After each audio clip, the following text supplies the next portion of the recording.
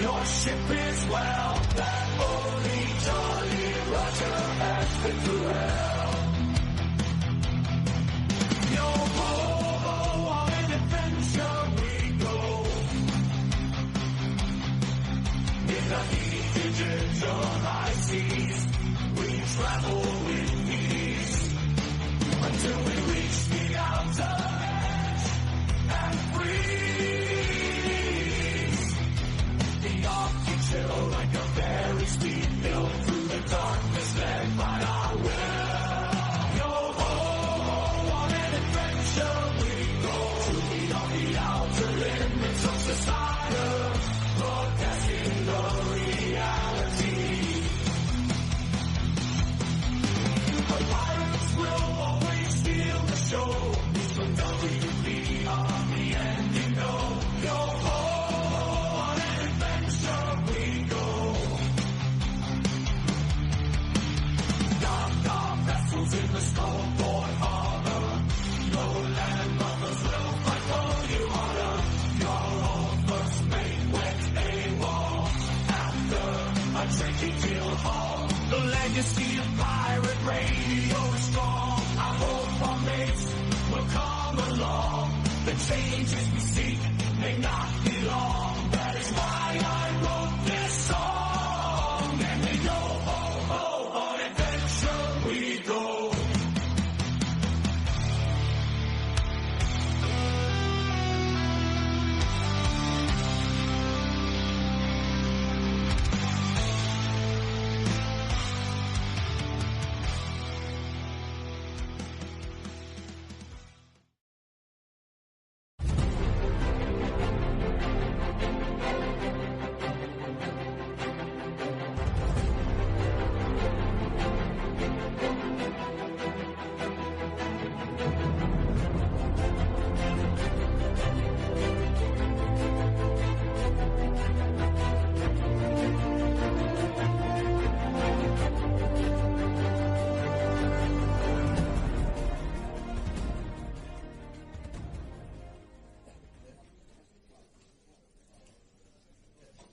Welcome everybody, friends, folks, foes, and fellow pirate mateys, to our latest weekly edition of World Pirate Radio News.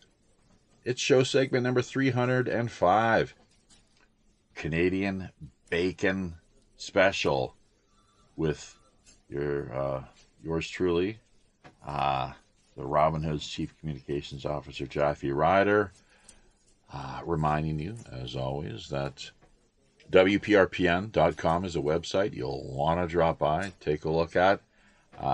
Keep in mind, sign up is free. All you simply need is a username, email address, and password. If you do happen to run into any problems along the way, do not hesitate in getting back to us. We'll help to smooth things out and get you sailing off in this sort of direction you hope to be. Pirate1Radio@protonmail.com is our email address if you are wanting to get in touch, stay in the loop, even be part of our email list. Anytime we have any pressing updates we'd like to share with a wider audience.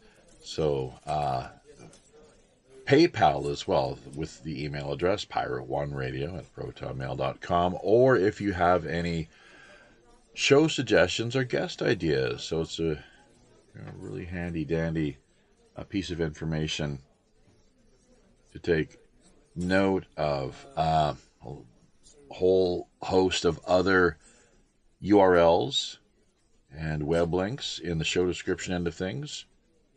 You'll likely be wanting to take a look at and check out, and see where they lead you to. Let us know if you'd like to get your hands on any of our swag, our pirate merch, t-shirts, caps, coffee mugs, you name it. It's an expanding array of colorful choices that one can make. Half of everything does go directly back to charity, very much, of course, in conjunction with the whole WWRHD, What Would Robin Hood Do ethos and philosophy. So we've liking, commenting, sharing, remembering to hit the subscription notification buttons, and passing word on to friends, family, and co-workers. It's powerful stuff, folks. If you can't help us out through PayPal, Patreon, the purchase of the merch that we have available and up for grabs, fear not. All it takes is just a few brief moments, and helping to get word out or sharing those links is really much appreciated, and does serve to go a long way. So we have got a number of people on board here with us, most of them Canadian, although not all. And well, we have two fellow Canucks, and two Yankees, as it were. Americans don't. Those who live south of, what is it, the Mason Dixie? Is it Mason Dixie or Mason Dixon line? Because of the Civil War history of things, that they don't like Mason Dixon line. Mason Dixon. Okay, they just, if you refer to them as Yanks, it doesn't go over too well usually. I'm not sure what they like, how they like to be known as, more conventionally, to Southerners, or who knows exactly. So, but yeah, we're Canucks, and we got no problem with that. Some people seem to think it has a derogatory meaning to it, but Yvonne, have you ever found that? Or Steve out of Calgary? Has that ever struck you as such? I'm not familiar with that at all. No, being Vancouver, we cheer for the Canucks. That's right. It's only good. And, yeah. Johnny Canucks, that's just Canadian, Johnny Canuck. Habitant, the Habs. Yeah. It's a great word. Sure. Do you remember? I don't see it at all as derogatory. Sure. Yeah. Do you remember Johnny Canuck, the cartoon character? I think it was launched during the Second World War period, fighting the Nazis. I guess that was his. That was one of his things. No, I only know Jaffe Ryder as Johnny Canuck. Ah, yeah. How about that, eh? Email address. Right. Yeah. I always wondered the etymology of that. If it, I was going to say, I know there was Captain Canuck at some point. There was Alpha Flights from right. Marvel. Yeah, that's right. Captain Canuck. Yeah. And of course, Wolverine and Deadpool. Oh, yeah. Wolverine. Where in Canada was it said that he originated, or does it go into detail? Oh, I don't. You'd have to watch the Logan movie. Oh, I think that goes, because that really does start to flesh out his past. I gotta go take a right back. He was up in the Yukon at one. Well, he was up in the Yukon in the first X-Men movie. I remember that much. Oh yeah. Of course, Wade Wilson's from Regina. You see that rhymes with fun. So, who's Wade Wilson? Deadpool.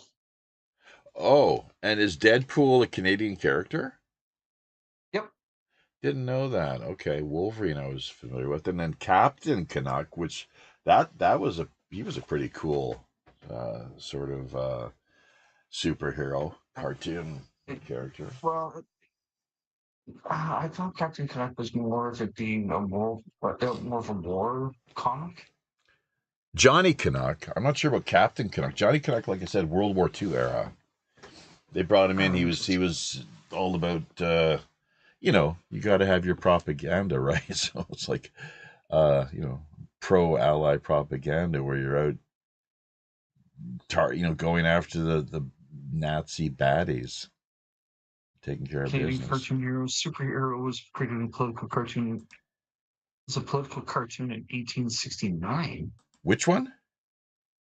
Well, I'm looking at Johnny Canuck. Oh yeah. Well, was reinvented for Second World War. right? 1942. So that's okay. Well, we're gonna go to bed a little less stupid today. On that, let me look up Captain Connect just out of curiosity. Okay. Trying to get my camera on here right now. Just let's see. One of these things always have to deal with, and then the backgrounds just magically disappear. Well, this is messed up. How about that? So this is really weird. Anyways, So there was Captain Canuck and comedy or comedy comics. Okay, never heard of them before, but all right. But okay, that was 70. That was right. 75. So why doesn't everybody basically just make an introduction as we go, round the horn sort of fashion? It looks like we've got Mr. Anderson here muted out as well too.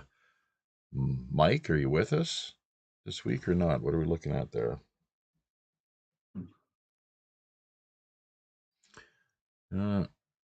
Maybe he's headed off to the refrigerator as well. Oh, there he goes. We scared him. What was it? Something we said or what? So who knows? But anyways, hey, I like your background, Sonia. It's pretty funky. Thank you. Yeah, where'd you come up with that one? How'd you get it? Oh, I was just kind of playing around and thought I'd do something kind of cool because I had an extra monitor laying around. So, Oh yeah. Hey, speaking of funky art design and whatnot, those let's talk t-shirts and the Okay. like after Let's. after the show, just in brief, because I was able to find what you've put together for us via Galactic Fire, but after wading through 3 other pages of miscellaneous products that you'd recently launched, on whose behalf exactly, I'm not sure, but Yeah, miscellaneous. I guess what I'm getting at is it would be great to see the pirate end of things more easily accessible and All you have to do is to go to t-shirts and go down to pirate. That I saw. That I got. Yeah, but then Yeah, that's the only way to get there at the current. I see. Okay. All right. Mr. Anderson. You don't have to go through the 3 pages anymore. That was like 3 months ago. Yesterday I went through the 3 pages. Oh my God, what is that? A background? I don't want to be in Haiti, not this go around, but this is fun. Hey, Mr. Anderson, it's been a while. How you doing? Yes. You're hanging in there. You're still with us, are you? That's great. Yes. Can you hear me? Yeah. Go ahead, man. Yes. I need everybody, if you'd like, there to go into your chat, into this stream's chat, and read what I've just put together. And then if you'd like, I'll discuss it. What? We're talking Canadian. Well, Canadian bacon is topic, the main topic here of the week. Although because of the major developments, what's recently been announced out of Washington just kind of caught my eye before going to air regarding Gaza. That I thought that would be kind of worth addressing. So sure, we can get to your topic, what you've got in mind here as well. Quite a topic. Pardon me? It is, I was involved in a shooting and involuntarily incarcerated. When was this? Well, this speaks some interesting information that you might want to look at. Why were 2 people trying to break into your room? Well, that's a good question, isn't it? You see the 2 pictures there, pictures of the window. Oh, that's why your curtain's all messed up. Uh-huh.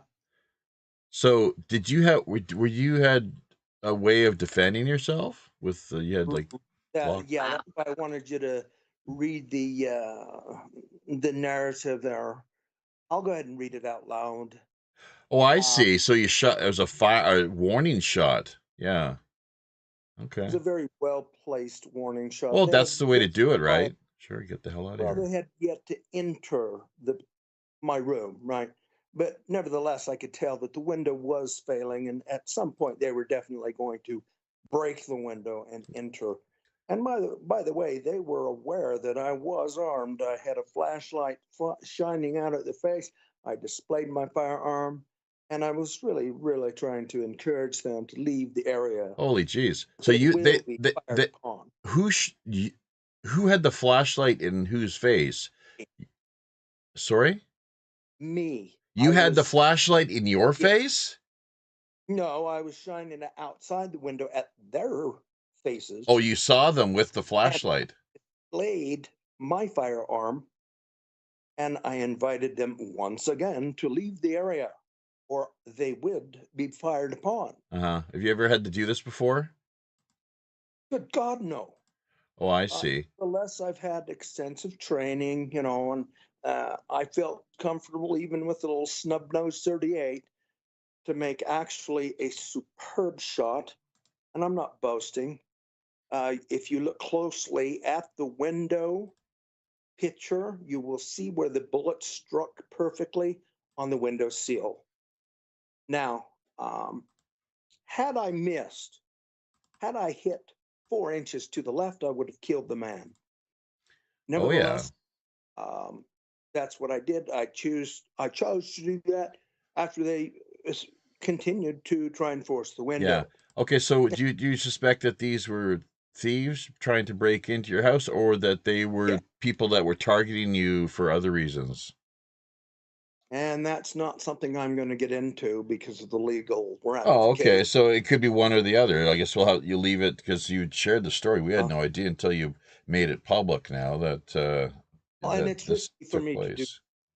This is very risky because after probably 20 or 30 police officers arrived, they looked around, conducted a 20 or 30 caught? What the hell? Why? That's a little bit of overkill, wouldn't you say?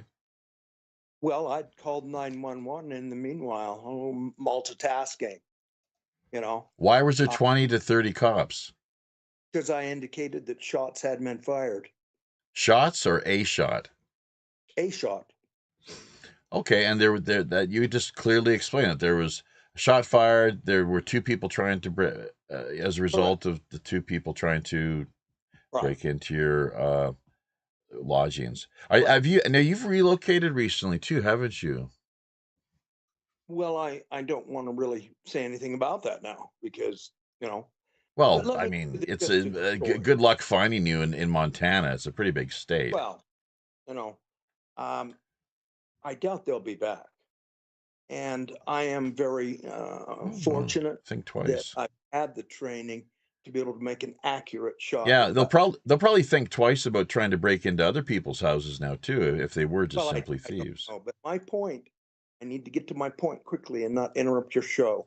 After they had, let's see, how did they phrase it? Oh, after they had done an extensive investigation concerning the incident, they had determined that I had not had people attempting to break into my place. It was all That imaginary. I was delusional. Oh my correct? God. And I suddenly became, instead of a victim, I became the criminal. It was just stunning to me. Yeah, well, welcome to America. So at what point did they finally concede that, oh, well, maybe you were telling the truth? You weren't just making stories that was up. the 4th day of my involuntary induction into a mental health facility. Oh, I'm sorry. How many days? 4. So you were incarcerated behind bars for Correct. a day? 4 days. Well, but hold it. You were behind bars. Weren't you put in jail? And then this is a mental health facility. Yeah. Different than like a So, jail. I see. So they after 4 days, they managed to fix you, did they? Let's see. I was evaluated by a total of 7 PhD level psychiatrists, and 6 of the 7 thought that it was just an unbelievable thing that had occurred after an evaluation at the local hospital, Yeah. mental health. And they actually took me by ambulance to the behavioral health at a nearby city with a more established mental health facility involuntarily. Okay. So they And I was basically were interviewed they were asking like, what are you doing here? Like, this is ridiculous. yes, every one of them, except for one, and there's Oh. always got to be one, interviewed me extensively. Every move that I made, every comment I made, I was interviewed time after time after time. And every one of them, except for one, indicated that they were just utterly stunned at what had happened to me. And that I had, in fact, done the right thing, so to speak. I could have killed that man. Okay. Oh, But I thought you said there was killed two him. people. Two, yes. Right. But one of them, when I fired, had his face right there in the window.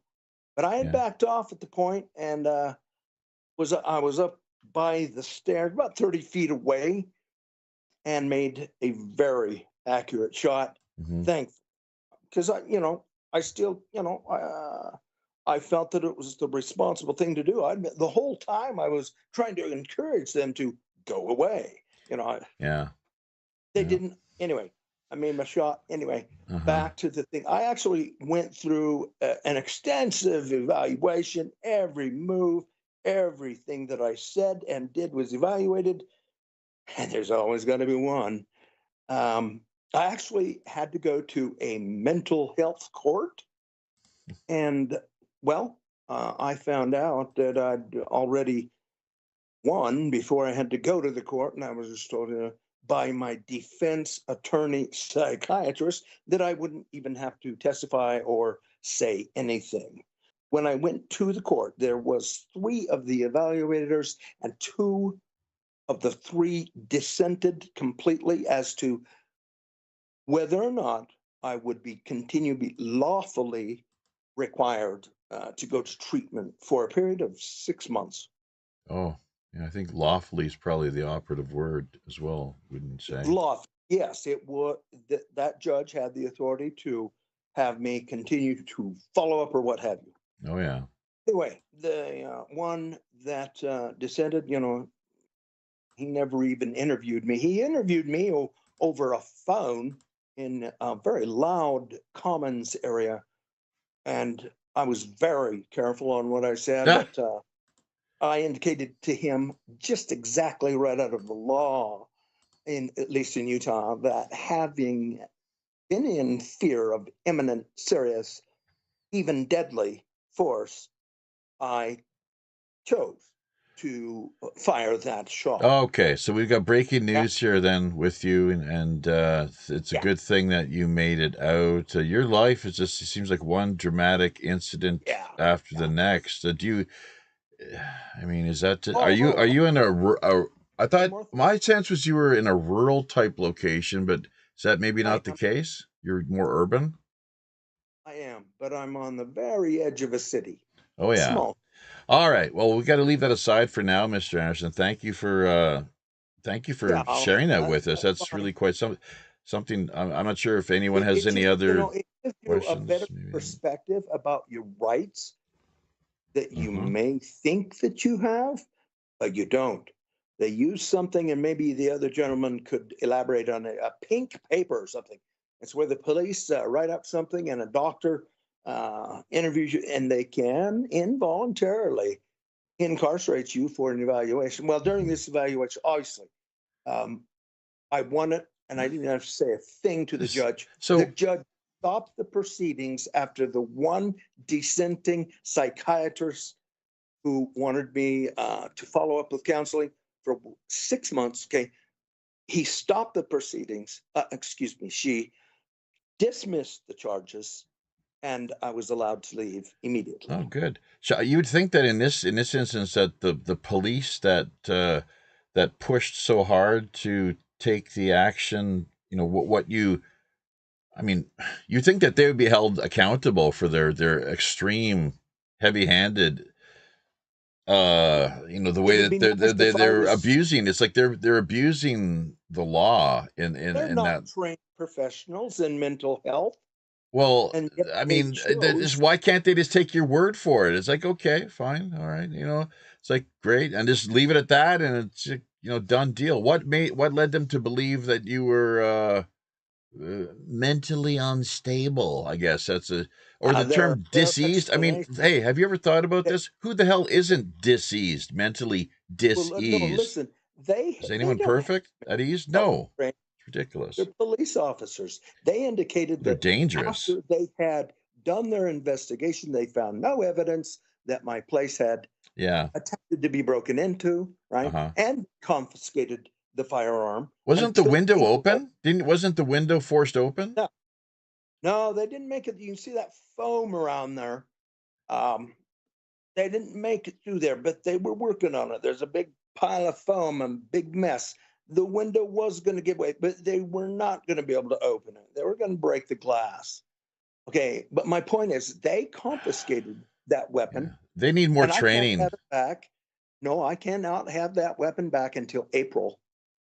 They need And more. I They need was, more training. I Wouldn't that was, be something if you need it well, in the time, but before before well, April yeah, comes along and you end up leading to more serious consequences? That'd be well, ironic. I'm saying that several of the other PhDs agreed with me. As soon as I walked out of that door, I could go and purchase me a firearm. Oh, Right? but you just couldn't get the snub nose 38 Yeah, back into your possession. Uh-huh. that's correct. And it's not even Yeah. mine. It's a loaner from my dad. Oh yeah. Oh, yeah. And so I am. It's been a terrible, terrible week, and this was just an absolute travesty Yeah. of my rights and my Well, justice. Total incompetence. have you talked to any lawyers Uh, about suing you them? know, like I say, if I had the money and resources, perhaps so. But I've got a bad heart. Yeah. That These was about the bastards, max eh? amount of Yeah, welcome to stress that America. I could handle. So, anyways, on Robert Morningstar's show yesterday, there was a similar type situation where police came in and they arrested someone who had nothing to do with the charges that were on the table, as it were, and it destroyed the guy's life, really. And if he hadn't been as strong as he is, then, well, just got us to talking about just briefly how acknowledging how many others there are out there who have been the victims of the Well, cops that go around there, flying off half cocked, yeah, or they just yeah, make well, lousy the decisions. one, And there was one fat deputy that had a machine gun, AR-15, or at least an M4, perhaps. It cut off him and puffing up, like he's going to say Jesus today. Christ. And he had the big old thing draped around. There's no way he could have even put that in what's called a low ready in anything short of 10 seconds. But he had his machine gun. All right. Okay. Listen, just yeah. I Well, went on put a my. blog together, I guess, or maybe drop back in. Oh no! I'm Yeah, expecting after do what you want to do. show So, but that I think we probably got the gist of it. get me. So Yeah. You've mhm, got the gist of it. You have no rights if the mhm. law enforcement people Yeah, conclude that yeah. I mean, they're quote unquote delusional. yeah, Right? That yeah. was the Well, description. that's incredible. That That's incredible. hallucinated the entire event. Okay, enough of my rant, and I'm sorry for taking up so much Yeah. time. Well, And I Utah believe that, bacon. I don't know. Utah and I bacon. hope that I'm That's not. all you are, man. I You're hope that I'm not get invaded Mormon, here by the police deep fried any Mormon moment bacon. now. You But really. I thought that I made the right choice, Uh-huh. correct choice, and I'm very glad that I didn't miss. I'm very glad for the Yeah. many, many years of training that Well, allowed me to take a 2-inch and shoot it 30 feet and land that shot right where it did. Anyway, mhm. I've taken up way too much of your time. Oh, So, yeah. and listen, I've lost my voice already because I talked. And in answer to everything else, I think we should all just hurry up and go to war. I mean, let's just go to war. We'll just take over Canada and Mexico, and because Trump knows best. Gaza's Gaza. right there at top of the list now. It seems his And choices of thing. world, global They're real estate. So, anyways, Canadian bacon. Sorry for taking I thought of a good name for a strip club. What's that? Called the Gaza Strip Club. Gaza Strip Club. That would work, wouldn't it? Yes, that's right. Yeah. Sure. I'm not sure. It'd Yeah. probably offend a lot of the Semites of the region, the real indigenous Semites. So, anyways, Canadian bacon. Steve, this is one of the reasons you dropped in, of course. Yvonne, maybe as well. Has everyone seen the movie with John Candy? And I think Alan Alda's in it. And I watched it again last week, and I just howled. Oh. And I love John Candy. It's just amazing.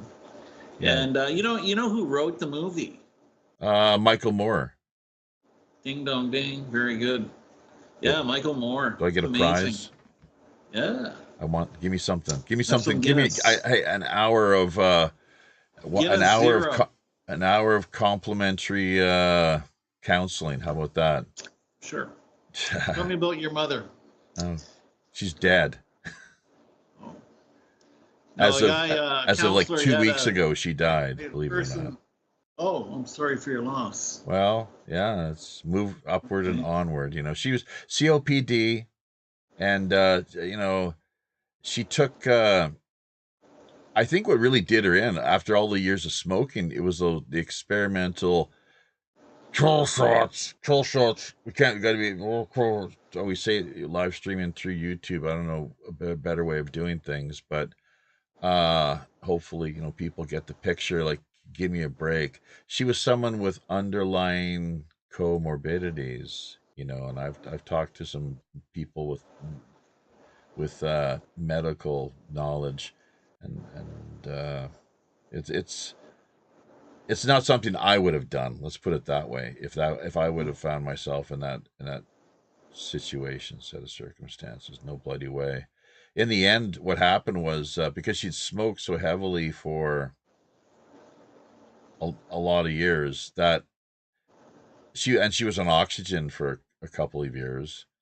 That there was something with the oxygen in her bloodstream, and it was too carbonated or acidic or carbonated, and yeah, my sister found her. My sister came to get her. There was a planned hospital visit, and in fact, my mom might have even called her up and out of the blue and said, we got to go to the hospital. They've been nobody had told me how serious things were with her, actually. It was like she thought I wouldn't be able to handle it. It didn't want to bother me with the sharing, sharing whatever the diagnosis and prognosis was, but it's I don't know. It took a little while to process everything, and I called my uncle. I think it was a day or two after she passed away. That's her younger brother, and just talked to him. He's a former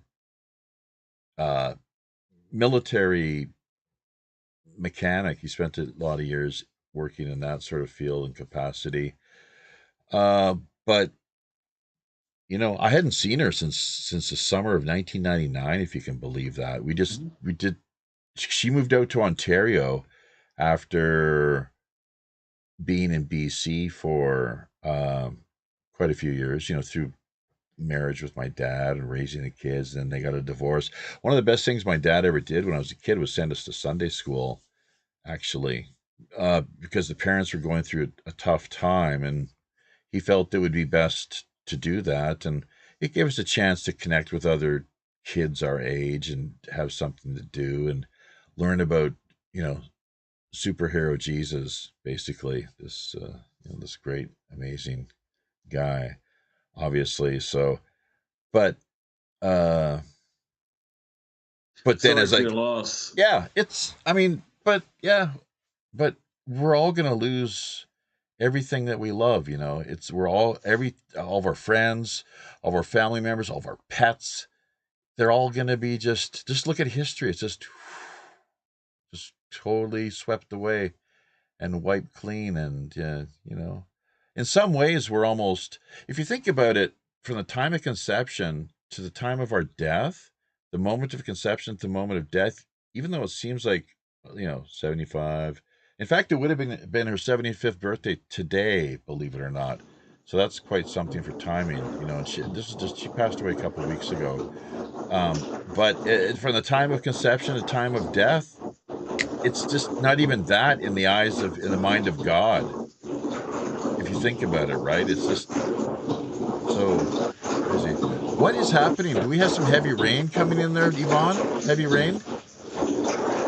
No, it's a dishwasher. You're kidding. I'm sorry. That loud? Is your wife Michelle's going at it or what? No, we have a machine, a dishwasher. It's a noisy thing. Jeez, you're not kidding. Sorry. You might want to mute yourself out when you're not talking. So. Oh, sorry. I just wanted to say though that I am sorry for your loss. My mother passed away 14 years ago. She was about 67. Liver cancer. And have you been checked out for that? Here and there. You get checked out because if it runs in your family, you might want to look into it, right? More like walks in our family instead of runs. But I'm kidding.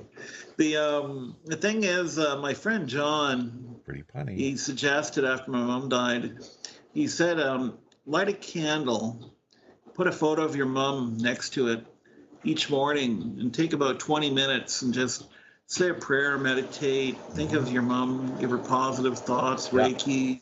Yeah. And, it really helped me. I did it for about a month. Mm-hmm. And it's really helpful for grieving. Yeah. Because, and I'm glad I was able to see her before she passed away. Mm-hmm. We went to Saskatoon, say goodbye, and she was in really bad shape. And anyways, I found that helpful. Yeah, I've done something similar. Actually, I had a friend who suggested something similar. So we wrote out. I have a picture here, but we're just keeping it private for now. But it's a picture of her and Dad actually when they were younger, taken at a dance, and they, young, handsome, the whole thing, and then just with her on a piece of paper, her name, birth date, where she was born, where she died, and all the particulars on that whole in that context of things, and then I got the wife to do a little bit of artwork, kind of like vines and flowers around the edges. And I had a Buddhist friend who actually suggested that. That's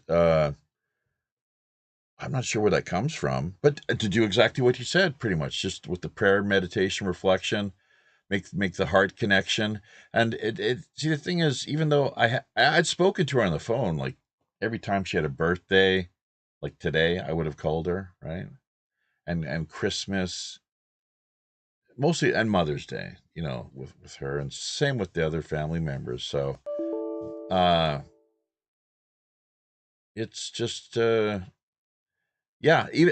though we hadn't been there in person, and been able to hug and that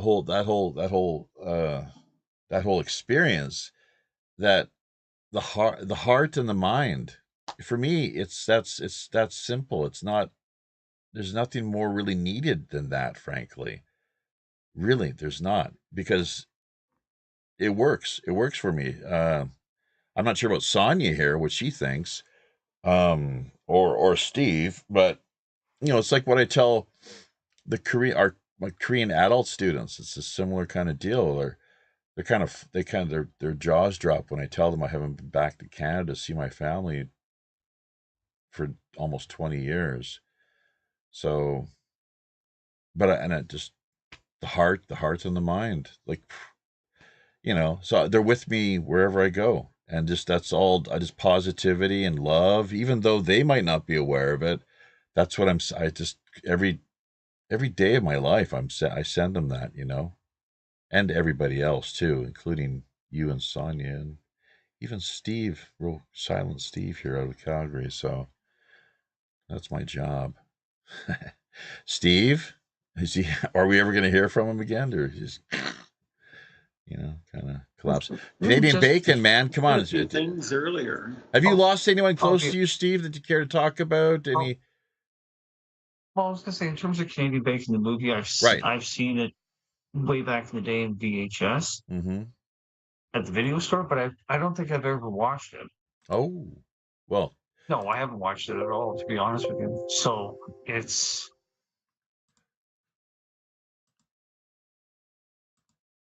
all things being equal at this point. All things being equal at this point in time, with how I'm just not a fan of Michael Moore anymore. I don't know if I could watch it because his name is on it.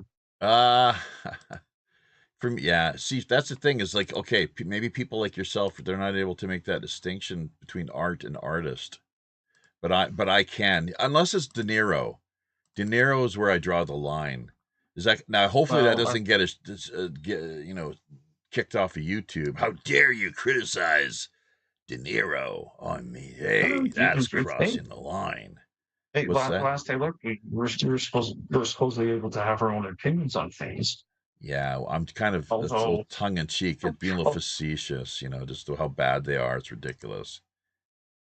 Well, for me, the one person I cannot stand, and unfortunately it affects the trilogy, is Mark Hamill. I can't stand that. Oh, yeah, I can't either anymore. That's right. Yeah, he's terrible. And I can't watch Star Wars because of him. Right. I just can't. So, right. Yeah. No, he's totally destroyed the franchises in that sense, hasn't he? Yeah. Yeah. Very sad. Yeah. Yeah. Sonia? Well, exactly. I mean, at the end of the day, I don't care that he's a Democrat. That's fine.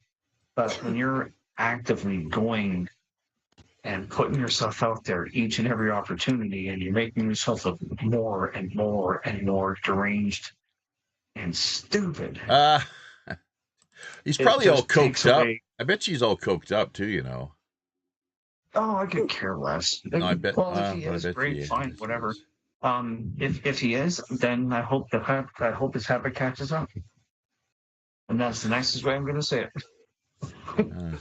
Yeah. So, I have an announcement. Go ahead. There is a new WPRPN coffee mug. Okay.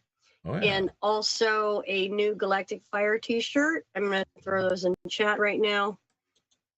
Just so everyone knows. And I'll send you the pics, Jeff, so you can put them in the slideshow here sooner or later. But okay. But there we go. Hopefully you like it. Beware the Kraken. Yeah, baby. You got that launched, do you? Good stuff. Yeah. And then a Kool-Aid t-shirt. It's with the no symbol. Don't drink the Kool-Aid. He's a crazy Kool-Aid guy. Yeah. So there's that. How about what kind of Kool-Aid? Any Kool-Aid. Well, you know what I'm thinking right off the top of my head? Kraken Kool-Aid. Oh wow! Check you out. Kraken Kool-Aid. I mean, of course. I mean, you don't. This is not just any Kool-Aid. It's the Kraken Kool-Aid. That's the one you really got to watch out for. So. Yeah, right. I don't know how we could work that into the pirate thing, but. Just what? Can I tell you a funny story? Yeah. Sure, absolutely. Michelle and I went to Ireland in 2001. I taught English to the Irish over there. That's hilarious. That was ESL, actually. My buddy Dublin Dave's Hog one. And we went all over the place drinking Guinness. And the word crack in Irish culture, C-R-A-I-K, no, C-R-A-I-C, crack is like you go to a bar and it's kind of like the energy, the music, the conversation. Crack was great. The crack. How's the crack? Boy, the crack is good. Well, my buddy Stephen, who'd never been to Ireland, I told him this. He goes, oh my gosh, I thought they talk about crack cocaine. I go, what do you mean? He says, well, there's a Van Morrison song. Yeah. And he said, we went up north and we stopped in, had some clams, and the crack was good. That's right. Yeah. Or something Yeah. to that effect. And Yeah. he said, I thought he was talking about crack cocaine, you know. Yeah. And I'm like, no, they're talking, it's different, you know. The Yeah. crack. Yeah, I've heard that. Is that what? That's I know the song you're talking about too. It's like called. I don't know the song. I can't. It's like Joey Boy or something. It's a real kind of. It's a real sort of just lyrical rap sort of deal where he's not really singing so much as just delivering one like spoken word Oh, yeah. line after the next. Yeah. Yeah. So. But Kraken, are you from Seattle then, or what? Steve? Sonia? Oh, Sonia Phoenix. Oh. I think she stepped away too, by the way. So every We time could she do it with the Kraken. Isn't that the Seattle Kraken, the new team they have? oh, what? I believe that's their hockey team or No. lacrosse. Oh, okay. Seattle Kraken. I think it's their hockey team. I'm just like, No, that's Is those. it That's the soccer? that's the Seahawks. that's football. Seattle Thunderbirds. Thunderbirds are that's the junior team. Thunderbirds or go. No. Nope, Seattle Kraken. No, I Look was at right. Yeah, this. NHL. Oh, look at this. Yeah. Oh, Kraken. NHL. Yep.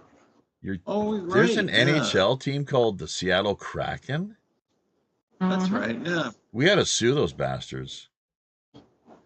Yeah. Since when? How long have they been around? Hey, we've I been. was just going to say, they began season 2021, 2022. Yeah, they totally. Yeah, they're pretty new. Probably. Yeah. Going back for I a don't know. second, talking about Michael Moore, I really loved Roger and Me. And I loved Canadian Bacon. And, you know, I can separate him from today. The guy's a moron, Yeah. but he's a great artist. I don't deny that. What about Fahrenheit 9/11? It's pretty good. I like that. Yeah, it's not bad. I mean, it helped to get the ball rolling, basically, in the sense of Yeah. dialogue and conversation regarding that. Wait a minute, the official narrative is That's just right. not holding Yeah. up. Yeah. By the in way, that regard, what do you? Oh, Go sorry. ahead. Go ahead. I was going to say, in that regard, I've got a lot of respect for him because he went after the establishment at the time, but I don't think he's been as difficult or as much of a pain in the ass for the Democrat side. Well, do you know what he did? Do you know what he did? He went after. You could say he went after the establishment to some extent, but he also led the public down the garden.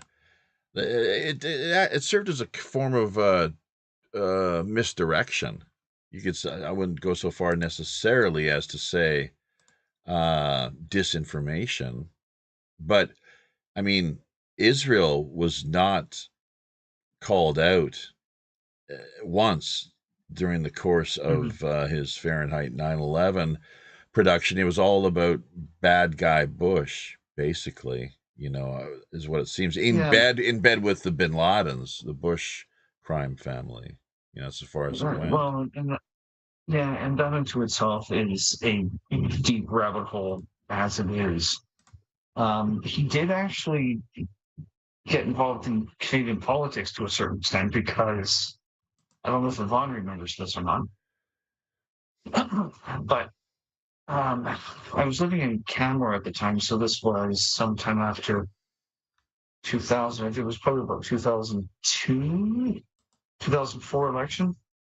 Harper was prime minister at the time, and Sicko? Moore was doing his best to interfere to tell Canadians not to vote for the guy, and Harper's campaign basically said, and I think Stephen Harper more or less had said, "This is election interference, buddy. Keep your freaking mouth shut, or well, when you come into Canada next, if I'm still PM, I'd like to get you in jail for a while."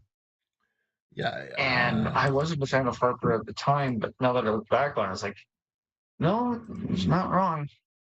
So yeah, he should STFU. So that's where, like I said, Why is he not entitled to his opinion? because he's not Canadian. Well, but everybody's got their opinion regarding all I agree, kinds of issues that, on a global basis, but global it was during an reach. election. It was during an election campaign. Yes, so I mean, global. Was he funding the opposition, or he was appearing in different media, talking opportunities to go on TV or radio or what have you. Oh, I don't remember what it was, but I it think just wasn't. I was thinking, wasn't it? I mean, the health system. He praised Canada's health system, even though I would never do that in the least whatsoever. Like with waiting lists, especially, it's compared to South Korea. I mean, don't let. I guess big pharma's got their hooks into this country enough already, and every other country around the world. But you're not. Yeah, the rationing. That's the word I want to use. The rationing of the Canadian doctors about what we have. Friend of mine, his that's cool. partner. That's really good. Guess what the person? That is cool. Yeah, it is. Nice. $11, my friend, his partner, she's messed up her back. She needs an MRI, but because she can't really afford to pay for a private one, she has to wait until next year. So this is in Canada. Yep. Yeah. In Canada, it's the abyss. It's nonsense. It's total nonsense. I went to see a specialist last year for my sinuses. I had to wait about 7 months. When I was in Korea, I go to the Itaewon International Clinic, see Dr. Kim, great doctor, alternative and allopathic, both. And he checked me out. He goes, I'm going to send you to a specialist that afternoon, 1 o'clock. I go to the Suncheonhyang Hospital, see the specialist. Yep, okay, come on in. Right then, bang. And I'd be out of there and paid minimal, very little money. Yeah, that's what I'm saying. That's what the whole thing's a fraud. Has a very, very good, health system. Way better than Canada's. Really way better. And we don't pay. It's a total tax. It's a tax scam and scheme, which isn't too far from a scam. Let's not forget that. Let's look at the etymology. And it's a ripoff, man. It's a total. They're fleecing the Canadian taxpayer, and as is the big banks as well too. This endless debt, the compound interest, I think, as I'm pretty sure is applied just endlessly, to the private debt that similar to the Federal Reserve System. I think either Steve or Yvonne, you can speak to this, and this is good because we're digging in a little deeper to the Canadian bacon end of things. And it is something too with all this talk of Canadian bacon and how Canada, it oozes. It is just this matter just kind of you can hardly escape it. Why so many Muslims and Jews are attracted to the country. They don't run. That they don't vacate and sooner than what they normally do. Pork and bacon, kind of, they're allergic to it generally. I guess the religious ones at least. So, but can I add one thing? Yeah. Between now and the end of December. Yep. 5.1 million people are going to be deported. Their visas will not be renewed. Well, yeah. Well, there's two separate. Yeah. Their visas will not be renewed. That doesn't mean they're going to be reported. Come on. No, they're going to be deported. Their visas will not be renewed. No, do you know how many illegals live Do you know how many illegals live in Canada already? A lot. Okay. A lot. No, I'm just saying this is what Trudeau was saying. Yeah, Trudeau 5.1 also million said that he people. was going to embark on this major And that's electoral right reform there. scheme once again, Anyways, right? That never happened. I'm involved with immigration at I this know. time We talked as a multi-faith chaplain, right. BC Immigration Okay. Center, and it's going to happen. It's a lot of people. Their visas will not be renewed. Sure, and a lot of And, people will not be that it's deported. fair. I don't think it's fair. Okay. They're going to be asked to leave. They don't leave on their own, then. Well, why were they maybe- let in the first place? Why did Well, that's they a enter great illegally? question. Let in and two, enter legally or just willfully allowed to enter? Well, part of it, they had these diploma mills in Ontario and BC mostly, and they're like just these fronts, these brick and mortar shops. They call themselves colleges, and many people came over from India and other places and studied. And instead of having classes, they'd send them to work at the Home Depot or something. It was crazy. Really? Yeah. And, How about that, eh? That was their education, so Yeah, to speak. And what about and it's Canadians? just insane. And what was the Canadian unemployment rate at? Meanwhile, Pretty bad. so regular Canadians, people that was whatever race or background, very multicultural, of course, but they'd been in Canada as Canadians for longer than these diploma mill participants. That how many of them found themselves out of work? Throughout the course of things. So that's Sure. that's the sort of thing that really frustrates me, and something's got to be done in addressing that, Okay. obviously. So Anyways, a lot of these people are going to be deported this we'll year. see. Yeah, a lot of them will, but to meet that goal of 5 million plus, 5.1 million. Good luck. Well, Good luck. You'll see. All I know right. it's going to blow your mind. Hey, I'll tell you what. What I can see is there being, if the Conservatives get into power, which presumably they will, and the country witnesses a political shift as far as priorities and policies are concerned, that it'll be how many? I'm not sure what kind of officers they would call them, but people that are involved in the deportation, process, like actively going around and having to detain people and say, time to pack your bags. Like, these want, check out these are, show us the papers. These are not. This is not right. You must do it all over again. Do it the proper way. This is not right. Do it by the book. Oh, there are a lot of people that walk over the border in Quebec. Well, Literally, it's kind of weird. They're given these ads in like Nigeria, and they'll say, "Oh, come to the USA." And some of them are rich, and they fly over to New York City, land at Kennedy or whatever, and then they're bussed up north to Plattsburgh, whatever, just over the border, and then they walk across into Quebec. Like thousands of it happened like 2-3 years ago. Huh. Crazy, huh? Yeah. And then all these people just walking over the border. Yeah. Remember that? Sure. It's just Roxham Road. insane. Yeah. Roxham Road has been a problem for a bloody freaking decade. I mean, they were talking about this 5, 6, 7 years ago. I mean, Toronto Mayor Goldie, I can't remember her name. I believe she was part of Rebel News at one point.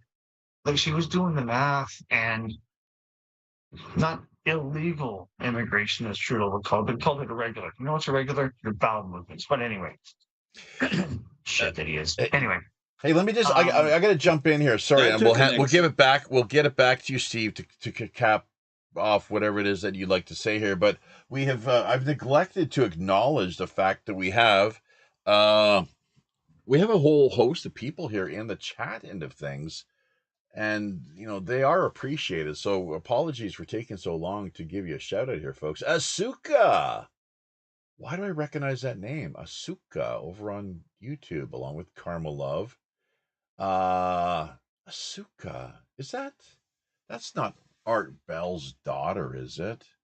I'm just trying to jog my memory here at the moment. Anyways, Joshua Allen Huckle on Facebook, Zane Ivy, Karma Love over on YouTube once more. And they're really going at it here in the comment end of things. Mr. Anderson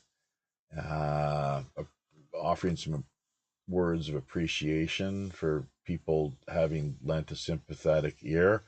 Clearly, he's just the sort of guy that seems to attract drama. He's a drama kind of magnet character for that's his karma. And I hope he stays well, obviously, and that it's really on the system. Something is really, things are not right on so many levels in America, and I don't think they're going to change. And this is Canada too. Let's not forget the Canadian system. Harpo here, Yvonne, and others, including Steve. We'll get this back to you. Maybe hand the ball back to you here momentarily, Steve. But something that came up just in speaking with, we were with Robert Morningstar yesterday and Andrew Curry, who we're going to have on here. This is a great time to maybe let listeners know about this.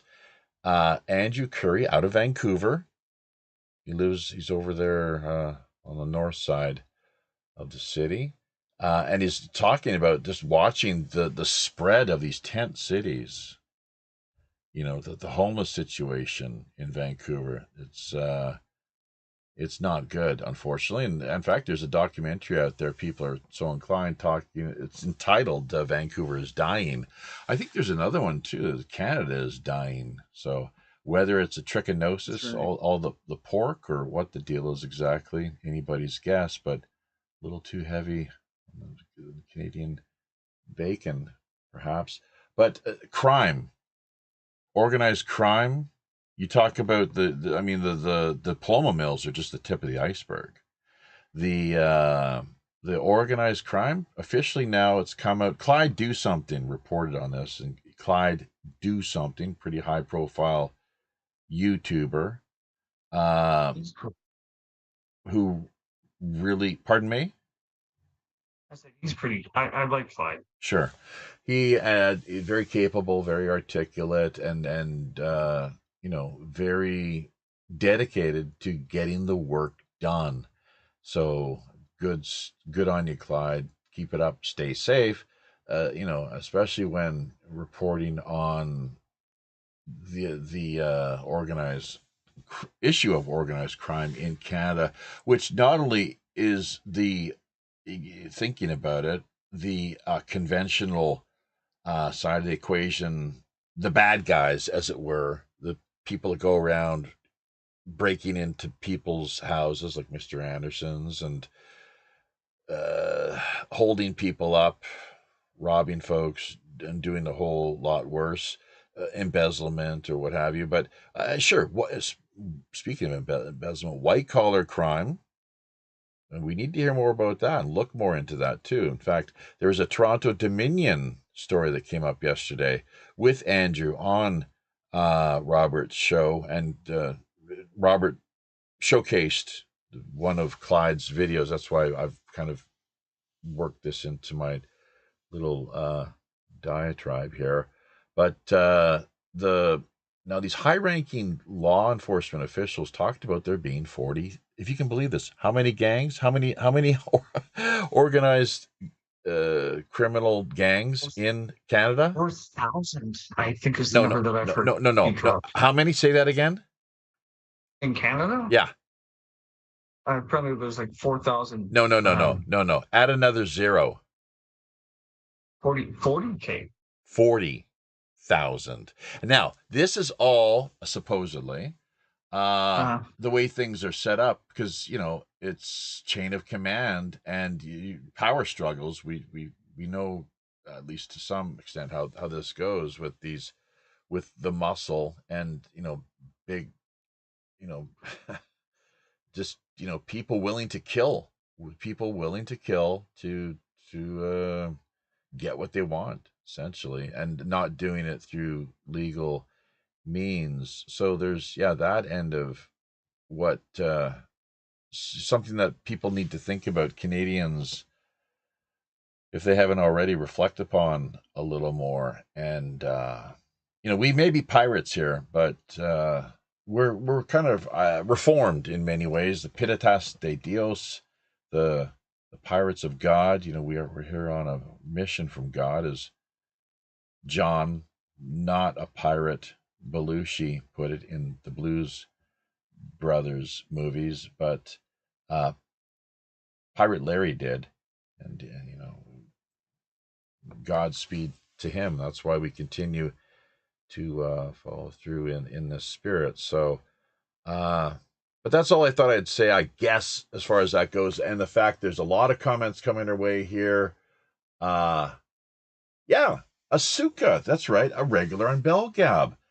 Yeah, I hope I didn't. And if this is Art's daughter, I've been feeling really bad lately that I hope I didn't offend her, because I was joking around and I said something that might have rubbed her the wrong way. I'm not going to get into it right now, but you know how it is. I don't know. George Carlin talks like with comedy, and my comedy sucks. My timing is not always the greatest, obviously, and I'm more of a joke writer than anything. I'm not a professional comedian, like, in your dreams, buddy. But and jokes, writing jokes, and then getting up on stage and performing, those are two separate things. It takes some time to polish your act, right? I mean, you know that, Harpo. You're kind of muted out now, but you know that as a musician, you got to polish those tunes, get your changes down, the whole thing. So, hey, listen, we got Roger Hansen on board here as well too. So let's hear from him briefly. Hand it back to Steve, over to Yvonne, back to Sonia, and then maybe I'll revisit the comments one more time, and we'll take a commercial break. How does that sound, folks? So, Roger Hansen, you're up, my friend. What's happening with the Minds Roundtable? You just suddenly shifted things up and changed the date again. I had to go back to Friday. Everybody was having issues with getting there on Saturday, so we just okay. ended. I've already had to go through that before in the It's past. Roger. Yeah. Hi, Roger. Yeah, the one week I missed out, I slept in. I just slept in and just oh shit. Yeah, so then I woke. I was, oh shit, I forgot So that happens sometimes too. Yeah. But I will try to make it. Like, here's the thing, because we're going to be prepping the shows, the Friday night feature shows, right? Which are 8 p.m. Pacific Standard Time for those of you out there listening or curious. 11 in the East Coast, Friday nights. And with Sonia's persistence and good quality management, she's doing a great job so far keeping me on track. It's the sort of thing I need. Just as with Yvonne here, he's been a real good friend throughout the years. He's someone who's been on, not hugely, but just kind of, keeps gently prodding, shall we say, saying, why don't you try this? Why don't you think about that? And that's all I need. And maybe that's what a lot of people need. And the reason is because I'm more kind of introverted and actually shy, than what some people might think. And why do you think it took so long for me to finally cave in and say, oh hell, I do the camera thing? It's that's a good part of it. So, but yeah, it's good to see your video there, Jaffe, looking good. Oh, I see. I'll bring that back. Thank you. Well, it is what it is, man. You're looking better. You're holding up really well. Looks, you can tell you've been exercising. You have a nice color to your face. And have you been? My brother says eating diet is it's the secret to losing weight rather than exercise per se. How have things been going with you on that front? It's a bit of everything. I mean, Right. Getting adequate sleep's important. Gotcha. Stress management. I've been exercising some. Winter finally came February 1st. We got our first snowfall. believe it or not, the whole year, like the whole season. And just eating well too. It's very important. But just getting out, going for walks, walking around. Sure. Yeah, blood flow. Uh, You got it, and stretching. But like right after you eat, get up, go for a walk. 20 minutes. Yes. And wintertime, go walk around the mall. Do you know what Michelle loves doing that, my wife. Yeah. Walking around the mall. Oh, okay. And eating a lot of Korean food helps. Oh. Got some really good Jeyuk bokum and bulgogi for dinner. Wonderful. Good stuff. Sorry, go ahead. Well, now, has your job started? Is it February or March?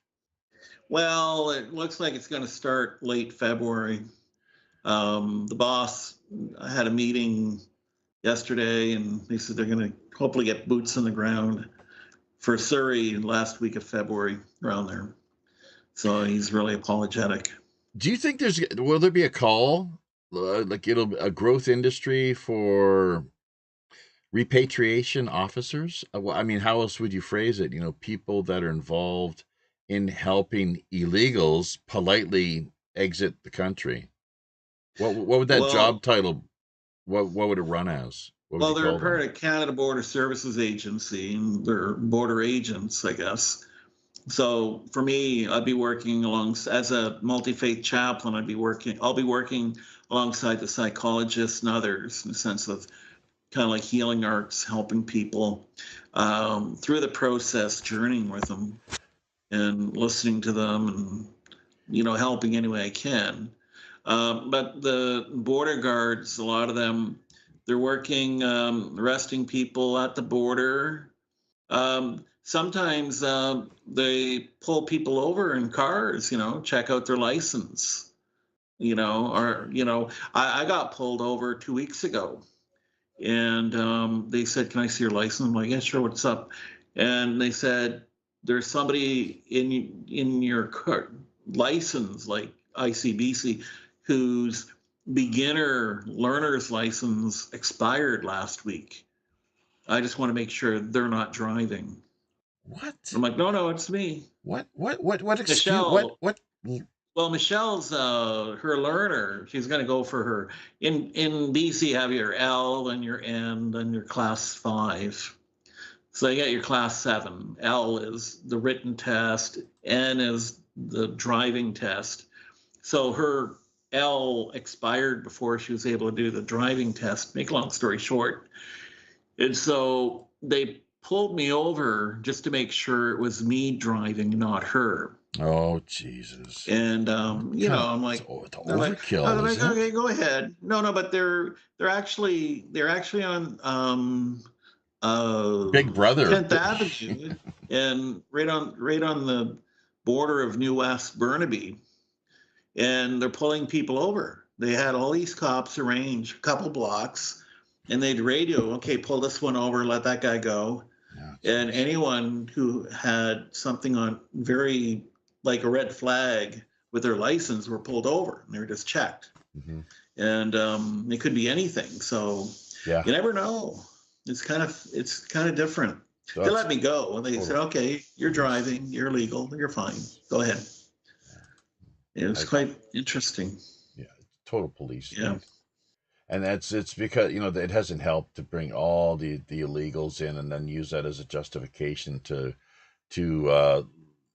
reduce the quality of life for everybody else. And like I said, here's the thing, with speaking of quality of life, tax burden, and so forth, that there was a secret RCMP report that made its way into the public sphere, putting them on notice, basically saying, look, people are kind of on the edge right now, and we're getting close to having a little, civil unrest.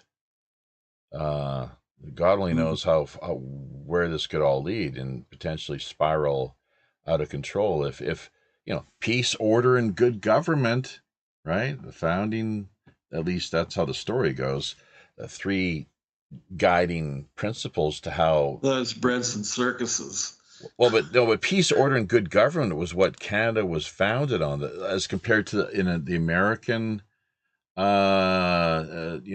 experience. It's. Can you name the three? Sonia, you should be able to, or Roger. You're two. You guys are the Yanks. Hold it, leave on. Happiness. No. Yeah. I am not a Pursuit of Yank. happiness. Actually, Roger, give it a shot. Talking about gangs. Oh man, peace, Yanks. order, and good government. What were the three founding Oh. principles when America was founded? What was it based upon? The framers of the Constitution, Bill of Rights. Well, the framers of the Constitution, life, liberty, and the American Pursuit of flag. happiness. Hold it. No, Pursuit of American happiness. Yeah. What's the third one? Actually, Life, liberty, and the yeah. pursuit of happiness. That's Right. disputed, I believe. You know what it property is? another Pardon, Roger. What is it? property. Yeah, exactly. Life, liberty, and the pursuit of property. Life, liberty, and private property. Something to that effect. So And- I'm not an I thought expert, it was but the that's what I've pursuit of heard. happiness. Pardon me? Well, I remember the happiness thing. Yeah, I mean, we've all heard that, of course. equality. Yeah, sure. Equality is But is it is true? the one that they said in Europe whenever they were having their revolutions. They Well, that were was real France. big. Equity. I'm sorry, equity. Life, liberty, and fraternity. Yeah, fraternity and equity. Yeah. Liberty, fraternity, Liberté. equality. Equality and Liberté. fraternity. That's right. That's France. Mhm. And then Yep. here La guillotine. Oh, God. we're the only one out of all the revolutionary countries, the constitutional governments, that wanted private property. Yeah. Well, good on ya. That's. Well, you definitely- guys were actually a part of us until you got all uppity up and we had to move you out. How did I know that uppity was going to be the next word coming out of your mouth? It's frickin' uppity. Had to be frickin' uppity, didn't it? Frickin' uppity. Frickin' uppity. Well, Steve's on the uppity. show, Frickin' so uppity. I had to say it because Oh. Steve's on the show. Is he gets pretty frickin' uppity, does he? Yes, he does. Frickin' A. Fricassee. But Put him in his frickin' place. I just Frickin' came back. What are you saying about me now, Frickin' A, Roger? dude.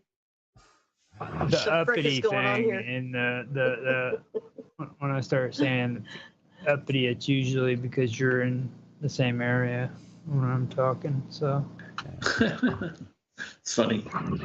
Oh, the way he carries on, he insists on speaking over everyone when he shouldn't be, and dominating the conversation. It's like you can never get. Hey, shut up.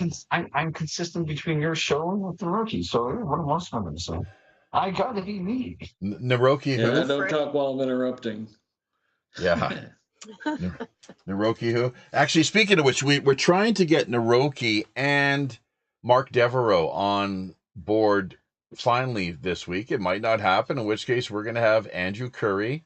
Either way, either case, it's going to be a little bit of Canadian bacon coming your way, folks. Hey, get Zane Ivey. He won't. He refuses to join us. He'll listen. Come on, He's out there. Zane. He's out there right now, but he refuses. He does national. Like he's an actor here on the national stage. With Oh, yeah. Occasional spots here and there. Guy's I a guess. genius. He was in intelligence in America. Pardon me. He was in intelligence. I'm not sure. I think it was Navy intelligence. Are we allowed to talk He was about young. that? Chappie. Well, I'm not sure. Pardon me? What's that? But I think the American government, they kind of hassle him a bit too. Why is That's what he that? was mentioning last time I talked with them a couple of years ago. Yeah. Why is that? Well, I don't know. The guy is a super genius. Too much of a contrarian, perhaps. Yeah. That's the thing, and that's the thing that concerns me. People ask why I haven't returned back to Canada for so long, since 2007, and that's a good part of it. Just the way that I'm treated. When I do have to pass through customs and international borders, it's not a pleasant experience. So why Yeah, even bother? my buddy, he was pulled over, and they did a digital search, cavity search. It's horrible. Digital Cavity butthole search. search. Yep. Digital Spread them butthole cheeks. Cavity search. search? Isn't that a form of like that's Torture? anal, that's like anal, yeah, torture and rape. Yeah. Digitally? Did he? Is Why did that he? like a Why did he gyne- consent to that? Har- You have Our to fingers, consent, our Gastroenterologist. fingers are digits. Let's not forget that.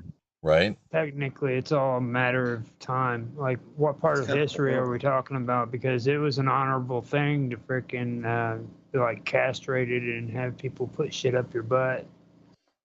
When's that? You remember? Back during your heyday, or whose You've exactly? heard about Uranus, right? My favorite planet. What the frick, man? Uranus. This better be a good one. Uranus. Uranus was. Uranus was. Uranus has another name too, and a lot of people don't know it, but it's also Uranus. Yeah, we're just. So it's Ye either old Uranus or cornhole. Uranus. You know, so All I know is that our anus Thanks for one that form of contribution, stuff Rose. to the government. Appreciate that. you know how he was finally taken down, don't you? His son Kronos castrated him. Oh, you're talking Ernest is a about. bitch. Oh, hold it. You're Mythology. talking. So Kronos and Uranus, the Greek gods of Yeah, of yeah, of Titans, I ancient believe. days. Yeah. Okay. the Titans. All right. I Wasn't like. Uranus thrown into the ocean or something? No, his blood dripped into the ocean, which created a sea foam. And what's her name? It was the one that was supposed to be the goddess of love. Aphrodite. Aphrodite. Was created. Hmm. And Aphrodite in the Roman, who's the Roman counterpart? Because most people probably do realize that the Greek Venus? gods, the pantheon, then morphed into what later became the Roman Roman gods. version of things. So Aphrodite, what did you say, Yvonne? The Venus? Let's Yeah, take or a yeah, let's grasp Eros. that idea though. Yeah, Okay, okay. let's grasp that idea though. Love was created from Uranus's ball sacks. Oh boy. Okay, so let's I think thought we were about talking that. about butt fuck Did you- pleasures. No? Here we go. Here we you freaking come go. Did you come up with this? Oh, Roger, I no, didn't we're think in that- the No, cookie it's jar. history. It Yeah, run is the- history. run that by me. Roger, I didn't think Run that that by us one more the time. low standards from the rookie show is carrying over here. But okay. Oh shit! Oh, now they're gonna. Oh, I'm getting in trouble now. Damn it! Oh geez, Darn. I know. They're gonna. No, I'd be shocked. They're gonna shut me down. Oh geez, I just shared. I shared 2 items here, each as separate stories on Fakebook, and they get very sensitive when What'd you do this time? even if I edit, if I've gone back in and edited an item that I posted, and I change around like a few words, and immediately just retribution from them. Things open retribution. We're not talking shadow banning, folks. And let's not forget, when it comes to open retribution and shutting people down, our live streams, we are the most heavily censored English live stream out of South Korea that I'm aware of. If you can find another, we'd like to talk to them and see if you know how interesting they actually are, because you know they might be worth connecting to and engaging. So but X, why is it that X, both X accounts suspended, Discord suspended, that's 2 accounts there too, Twitch gone, YouTube, it's an ongoing battle over the past 10 years now, damn near, really, and back and forth, total cat and mouse game. Gab, we can't even access Gab here, folks. They have us, it's a denial of service to where we're based out of right now. It's just total blockage, denial of service. And You get blocked from Gab? That's an accomplishment. Oh Sorry. yeah. That's Well, what it is, enforcement. I think it's a CIA deal, actually, because it's an outfit. If you do a search for Cloudfire. Cloudfire, you could say like internet services, I suppose. I'm not wanting Hmm. to. Uh, well, actually, no. This is something that clearly should be discussed because I mean, who the hell has those sort of resources, and what are they up to exactly? They're shutting people down. Now, this goes back to the whole issue of net neutrality that we've brought up here time and again, and where we are gaslit, not on this issue, but on virtually anything that you can mention, folks, when it comes to the mainstream. So maybe that's why they're a little sensitive, and kind of we've managed to find ourselves taking a fair deal of flack, kind of like the way John Candy was there, just in that earlier frame. And in fact, I think that's a movie that was referenced here by Zane.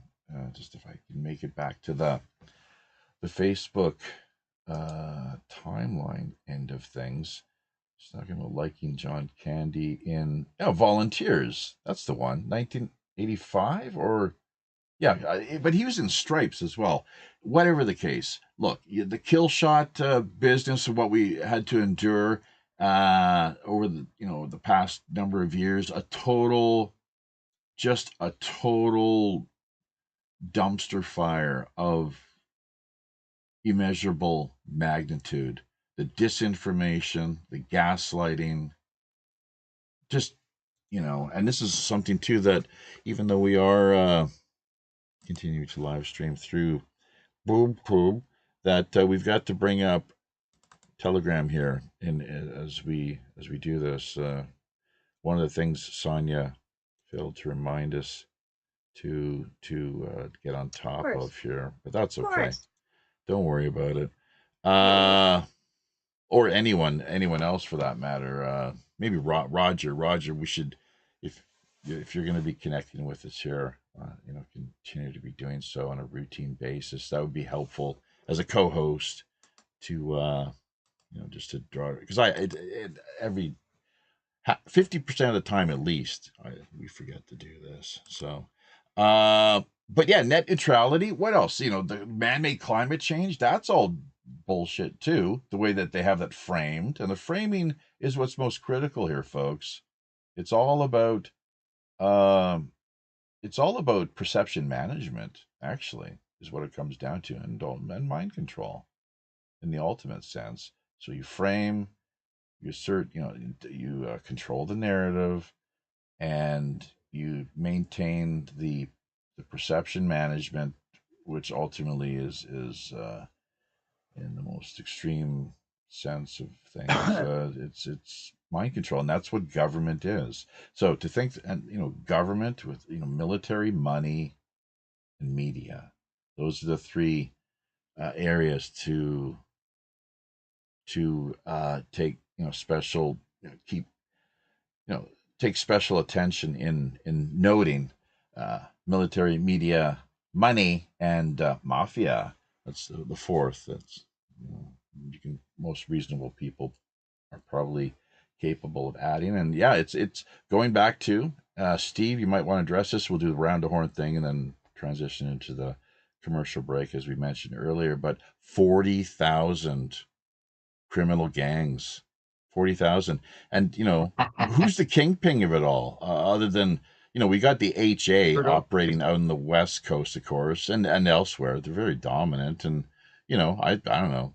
Good. I'd rather have them around than these other, if you got like the cartels and so forth moving in, trying to muscle in and, because they've come across, there's some serious discoveries that have been made, both major, drug production factories. You can't even say that word on BoobTube apparently without getting red flagged. And it's red for a reason too, folks. Let's not forget that. That and arms, lots of money and whatnot. Clyde mentioned with the commentary of the show that he put together in the past few days that Robert showcased yesterday, how it was really odd. It was Vancouver Island, as I recall, was it Squamish or Squamish? It's somewhere in Vancouver Island. That this one house was raided, and significant stash of illicit substances and arms, but only a small amount of. I think they said this is a small amount of cash. But only one person ended up facing charges. But the size of the operation was like, come on. Bullshit. Yeah, it's like, come on. Sorry. One person. Yeah, give me a break. So go ahead, Steve. Yeah. 40,000. I mean, we have Look into it. the Do a web Canadian search. Army. Well, the Canadian Army isn't even at 60,000 personnel right now. They're having trouble. They need about 10,000 more. And then this deal that was struck yesterday was apparently just something that was rehashed way back What deal? with Canada avoiding avoiding tariffs for at least the next 30 days. How so? Well, Mexico capitulated first to send 10,000 troops to their borders to deal with the cartels or the illegal immigration, or both. I don't remember. I'm sorry. Did you say that Canada has agreed to send troops to the border? No. Mexico agreed first. Yeah, because Canada and Mexico were both going to pay 25% tariffs. And the news came out was that Mexico has agreed to what Trump wants, which is to deal with the cartels and to deal with illegal immigration. The same two topics that he wants Canada to deal with as well. Well, hold it. Since when was this announced? Yesterday. Well, but the thing is, it's almost like things, events, changes, to what's taking place at the ground level, as far as the official proclamations, decisions, and policy, hard and fast, firm policy decisions and positions that are being taken. It's the latest I heard is that the gloves are off, and both Mexico, and Canada now are retaliating. No, and that's. Wait a minute. You're saying that Canada and Mexico both backed down? Yep. As of yesterday, so they were. True. They were kind of ratcheting things up. It was looking like it was going to be an all-out trade. It was. It was. Yeah, a lot of saber rattling and falsely puffed out chests and acting like rabid gorillas going after each other. Yeah. All of this could have been avoided freaking months ago. Yep. When the Bloc Québécois leader Blanchette spoke with Trump, what do you want? What is it we need to do? And he said, I want you to secure the border and deal with things like fentanyl. That was it. What about Danielle Smith? She spoke. She met with Trump just right after the election too, and I think it sounded like it was a positive meeting, a lot better than with Castro. Well, from what I heard from Dave Rubin, or someone who was there when she was down to visit, Trump beelined it to her, not the other way around. So he knew she had a lot to say, and he obviously was aware of who she is. So now she did have a positive impact on everything, because the proposed tariff for oil and gas was only 10%, not 25%. So that was a very nice FU to Trudeau and the rest of Team Canada, which was basically the other premiers. So wait a minute. Happy to ride. Hang on. So what was there some deal that was cut? Is that right? Between Trump and Danielle Smith, they made some sort of deal? Okay. No, they didn't. No, they didn't make a deal. Because if there was any sort of a deal, she kept her mouth shut. But I'm going to assume that nobody outside of Trump's inner circle no one was going to say anything until he made the announcement. And so the announcement was made on February 1st that on Tuesday, which was technically today, is that Canadian goods across the board were going to be hit with a 25% tariff, except oil and gas, which was only going to be having a 10% tariff. I see. And because Danielle Smith was the only person to actually have, in my opinion, a level head dealing with Trump, Mm-hmm. and she spoke with him rather than was screaming bloody freaking hysterics as Doug Ford and David Eby, the BC premier, and whoever else. Oh, really? She actually went down to. Is that what happened Oh, when yeah. they met Trump? It was just completely everything. No. Okay, the only two high-level officials, and I'm talking leaders, not ministers. The only two leaders that have spoken to Trump was Trudeau when he went back in November or December when he was first talking about when he went down secretly. And then he came back, or he walked away with his balls cut off, because that's when he got emasculated, and rightly so. And then that's when Trump was talking about 25% tariff, and then Danielle Smith went, okay, well, we can't have that. So she ended up buying 2 Black Hawk helicopters, got 4 drones, hired 50 sheriffs, and has 4 drug-sniffing dogs, I believe. So she can only do so much for the border between Alberta and Montana, and she's at least shown initiative to say, look, I'm taking this seriously. What I'm sorry, you saying that Trump gave her the 2 Black Hawk helicopters? She acquired them somehow. I don't know what the process of acquisition was. And 4 drug-sniffing dogs, 2 helicopters, and what? 4 drones and 50. She basically went on her way to hire 50 sheriffs. To deal with U.S. American sheriffs. No, Alberta sheriffs. Oh, so there are sheriffs in Alberta, or clear across Canada? Yep. Well, there are sheriffs in Alberta. I don't know about the rest of the province. Can they be elected? Are they elected? No, they're the sheriffs here are. Hey, I want to be a sheriff. What do you got to do to get that big gold star? Okay. All right. Let me do some research, and I'll tell you what that's all about. But they're not elected. They're basically appointed. They're kind of I think somewhere between being a police officer and being like a bailiff or a bylaw officer. Yeah, but how do they get that position? They're just appointed? They're just like a bureaucrat? They're not elected? They're just handpicked? Jackie. Okay. I don't know. I'm going to have to look into it. I'll have to look into what is an Alberta sheriff. Canada. Yeah. It's Canada. I know in America, sheriffs are elected. Yeah. But I don't know about Canada. Yeah. And the sheriffs have the highest ranking within their jurisdiction. They are essentially the highest law of the land. Is that how it works? You're talking in marshals. The county. Oh, marshals. Marshals. Thinking marshals. But under them is the sheriffs. The sheriff or marshal, then sheriff. Okay. Then deputy. Okay, so does Canada have marshals?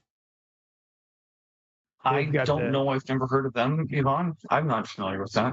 Yeah. What are they called? They're the ones in the red outfits. The Mounties? No, the Mounties? Yeah, Mounting up. Yeah. No, the Mounties. The Mounties right now are on the beck and call with Trudeau, but we'll leave that. By the way, that was, I don't know if I made that point earlier. It's something we ought to, we talked about white collar crime, or at least touch on the whole business, and then just this massive infiltration activity as far as the criminal underworld is concerned. But let's not forget corruption within the established, the law enforcement community itself. How big of a problem is that? It's I think a lot worse than what most people realize. Let's put it that way. All right? Let's be real now. It's a lot worse than what most people think it is. Even if only for reasons such as what we saw and heard, from Mr. Anderson here tonight how you have these, like, they're, I don't know what they are, like cowboys, maybe former military or something. Maybe they're on drugs, steroids and cocaine. That's the sort of thing that I just cannot help but think of when I see these overly energetic, gung ho, law enforcement people, and for no reason. It's like dial it down. There's like, what's going on here? Like, and of course you can't tell them that. You can't say that. You're going to be cuffed, and God only knows if anyone will ever see or hear from you again, unfortunately. So it's crazy though. It's insane. I have just such little faith in anything as far as it's just no. What, and that's the thing, is like it's just, are things improving in Canada or getting worse? And when we're talking about that, improving, getting worse, what do you mean? The economy, society as a With whole? Castro, last 9 years, we're in the abyss. Things are horrible. I heard it's pretty bad, and you yourself I there, like, you just Ping pong over the abyss. what? And the thing is, here's what's happening, like with the money laundering that's taking place. As I mentioned, you can look this up too, folks. Toronto Dominion was hit with a $3 billion levy, as one way of putting it. Don't you love that term, levy? Where does that come from? Like, it's almost like reminiscent of the Levant, out of near Asia, I guess the Eastern And I just wanted, Mediterranean, the Levant, Western Asia. levy, just levy as it. one of clarification, and just as one of clarification, Toronto Dominion, or what's called TD Bank, it's one of Canada's big 5 or 6 banks. So just need to make sure that Yeah, people that are not familiar with the Canadian banking Yeah. system do know what that is. and So that was $3 billion, because I guess they got caught up in a money laundering a web, not just a scheme, but like a really massive, highly sophisticated operation with Was that with China, extensive or tentacles. is that different? Beware the crack. well, they've What's that? gotten caught. Who else is also doing it too? What do That's the question. Well, that should be asked. exactly. Oh yeah, Well, hell, around what bank isn't? Richmond, Vancouver, the Chinese, remember about 8-10 years ago, they came over. They were gambling in the casinos. They were laundering their money. Then they're buying houses. Yep. And then they're using the money from drugs or something. That's right. Fentanyl. Vancouver. And some think the RCMP were involved to some extent, and the lottery corporation is really screwed up. Oh, and the native run casinos. I That's think these were in Richmond mostly. okay. I don't know if they're native run, Oh. but Well, this is a worldwide problem, though, frankly, and I think honestly, it's probably just it's getting worse rather than better. Unfortunately, that's I would imagine, because of they say crime doesn't pay, but and the Chinese bought a lot of houses. Get caught. Mhm. And the Oh, yeah. price of houses Oh, yeah. started going up really high Mhm. around here.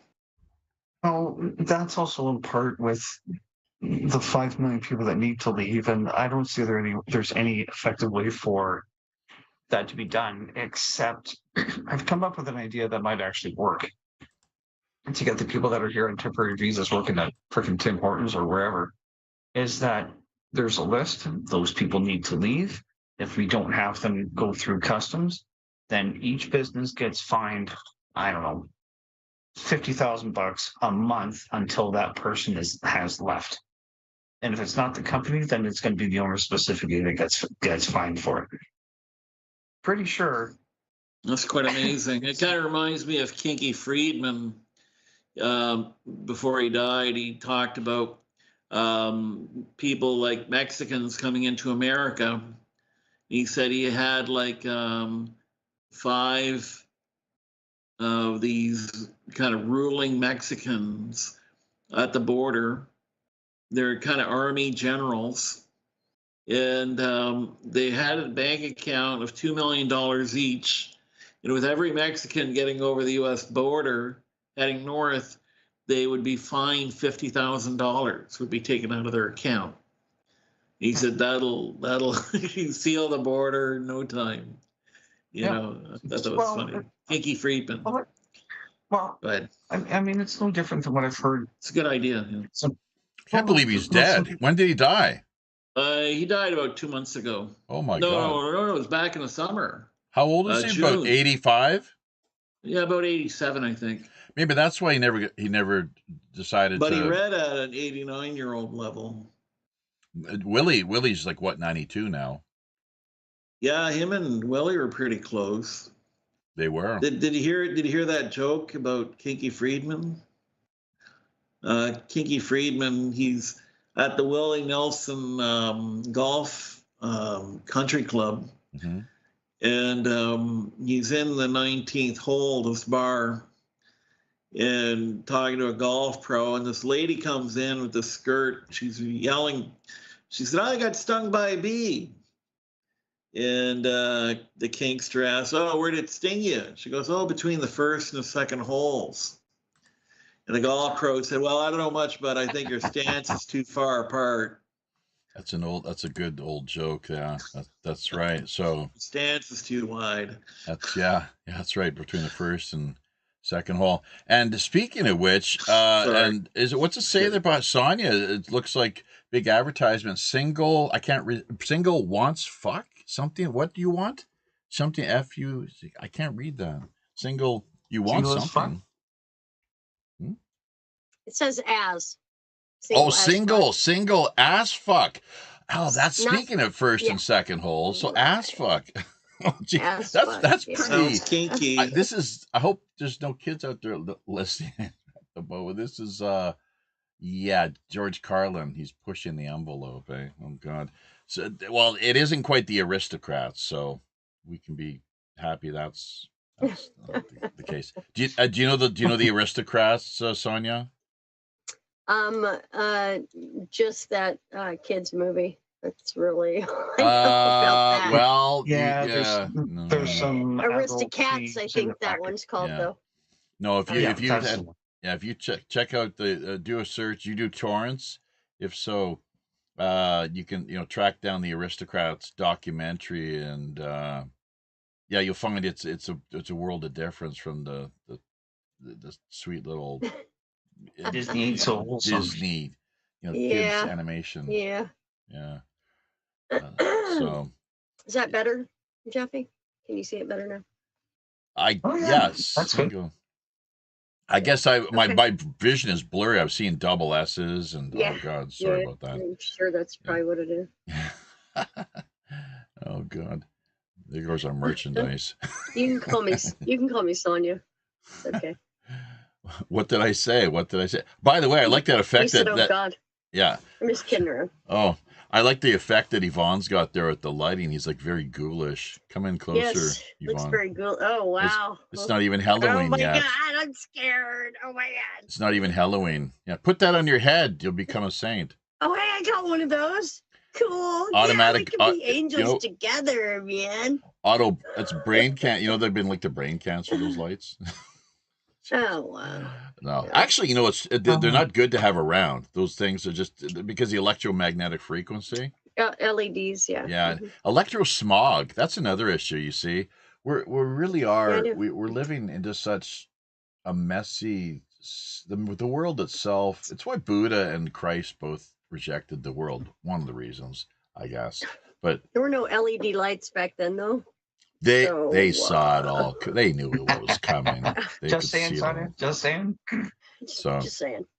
But anyways, but speaking of which, let's hear a little bit. We got to cut away to commercial break here. Hopefully, everyone's had the chance to, share and take part in making use of the talking stick. Roger, it'd be nice to hear a little more from. Was it last go round? Because we weren't here last week, but 2 weeks ago, as memory serves, he sat there and didn't say a damn thing until I think it was either after the show or right at the tail end, and he finally piped up, and let us have it. It's all because he was afraid that we were going to criticize him or have He's it. no, have he's it very differently. busy.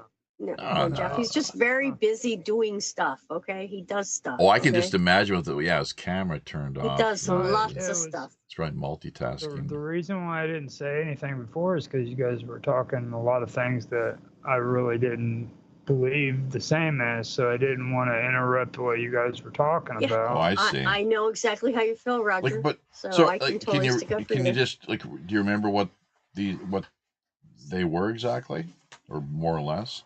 Had to do with Trump or something, didn't it? It had to do with like immigration and shit like that. Okay, Like, so what were we saying? That was It was the new Doge stuff that's Mhm. getting put Doge? in place and stuff like that. Right. Are you talking about the digital token that Musk has been promoting for a few years now? Digital Well, token. that's a token. We're talking about the organization that's setting up. So the acronym is just a coincidence, is it? Well, not with Musk. He's Well- obsessed with things. Well, yeah, and there's actually even. I mean, this is coming from Democracy Now, so take it with a grain of salt. But it's someone's got to at least take note and report on this, that he's ingratiating himself perhaps a little too much. That the arch technocrat, he's the heir to the technocratic empire. Really, that's his family lineage if people trace it back to the point in time, even to his grandfather's era. Who if you look at the history of who his grandfather was, he was a central player in Canada. The Social Credit Party. Yvonne, you and both Steve and Yvonne have got to know about the social.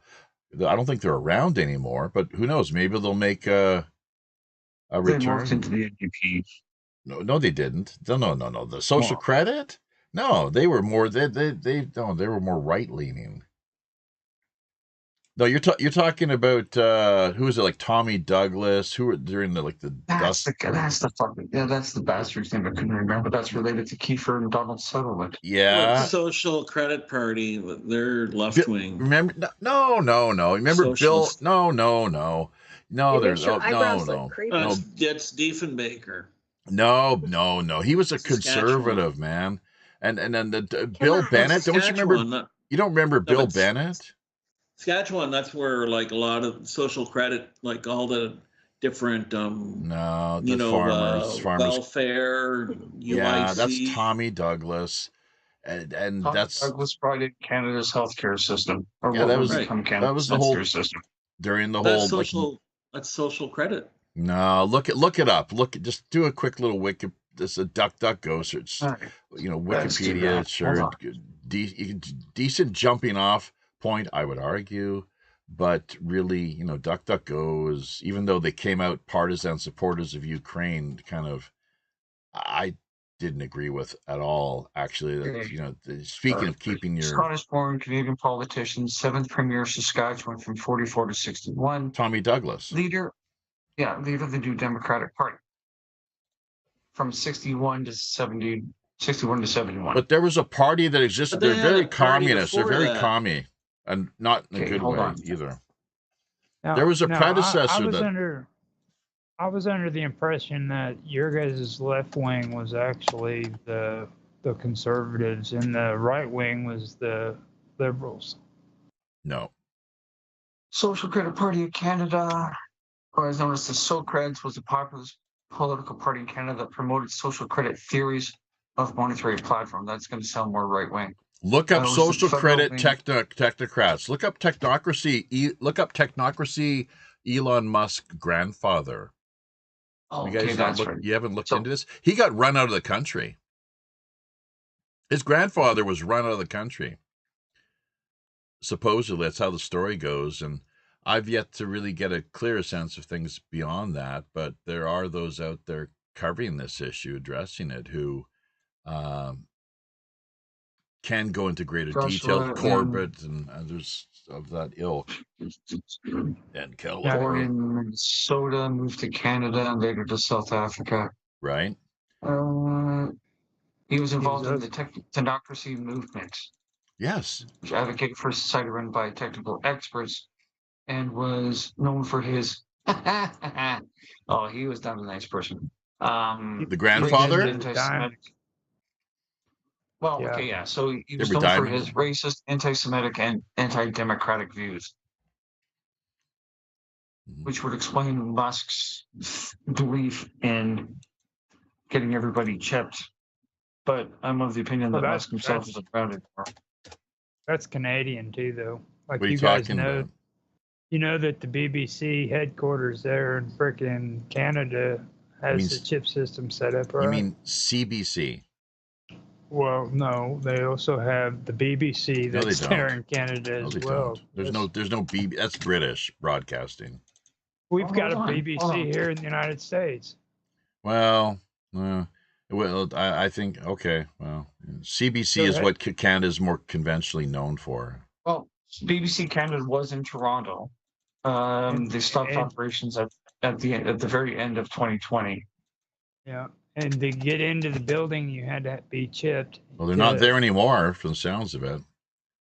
Freaking, well, you didn't have to. It was voluntary, is what they said. So that's me and Mark went over that, and that's why I don't understand why he's so hard at believing the chip system thing, because he doesn't think that it existed, and we did like an entire show where you can order chips over the internet and have them implemented.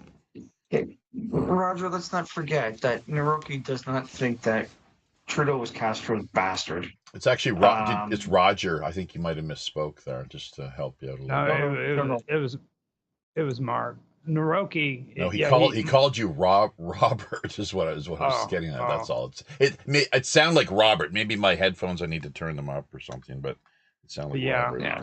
I get confused sometimes. I misspeak a lot as well. But see, Mark Edward is the one who doesn't believe that the chip systems are out there and available for people. No, he won't believe it until it's too late. Unfortunately, he's one of those kind of people. It's like he's already been chipped and implanted. It's like, oh, gee, I guess it's real after all. Oh, well, hey. We did an entire show where people are putting them in their own bodies like freaking tattoos. Like you can order it over the internet and have it delivered to your house. Mm-hmm. Yeah. You know? Well, until they stick it into my hand, I won't believe. Yeah, right. Yeah, I'm a Mark of the doubting Beast. Thomas. Well, and here's the thing, Mark of the Beast. You remember? Look, Trump, Book of Revelation. Look, have you been following this at all, Yvonne? What is it? Revelation 13, I believe. And Trump, not my circus, not my monkeys. Talking about his ear, his head suffering a terrible head wound that healed miraculously. And the people were it's just an were ear amazed. piercing. That's all. That's right. But he should have had his head blown off. Yeah, you're right. He should have had his head blown off. And what does he drive around in as president? That main armored vehicle that the president has. What's it called? It's called the Beast. It's called the Lincoln Pink Cadillac, baby. The Beast. Well, Nero was the Antichrist. I mean, really, it's fulfilled in the first century. There's different CE. theories, it's no one shall Silly. buy or sell. You won't have a job. Look how bad the whole scamdemic was. You know, with people, and you notice that there were no laws passed that prohibited, forbade people or prohibited or dictated to them. The governments in the lockstep formation in conjunction with the Rockefeller lockstep Club of Rome. Look it up, folks.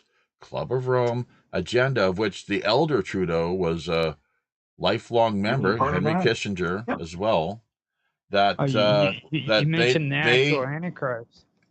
It was done by, you could say technocratic or bureaucratic, and with threatening governments, essentially threatening, strong arming corporations, and employers to fall into line or else, right? So in other words, to pressure their workers to submit to the experimental kill shots.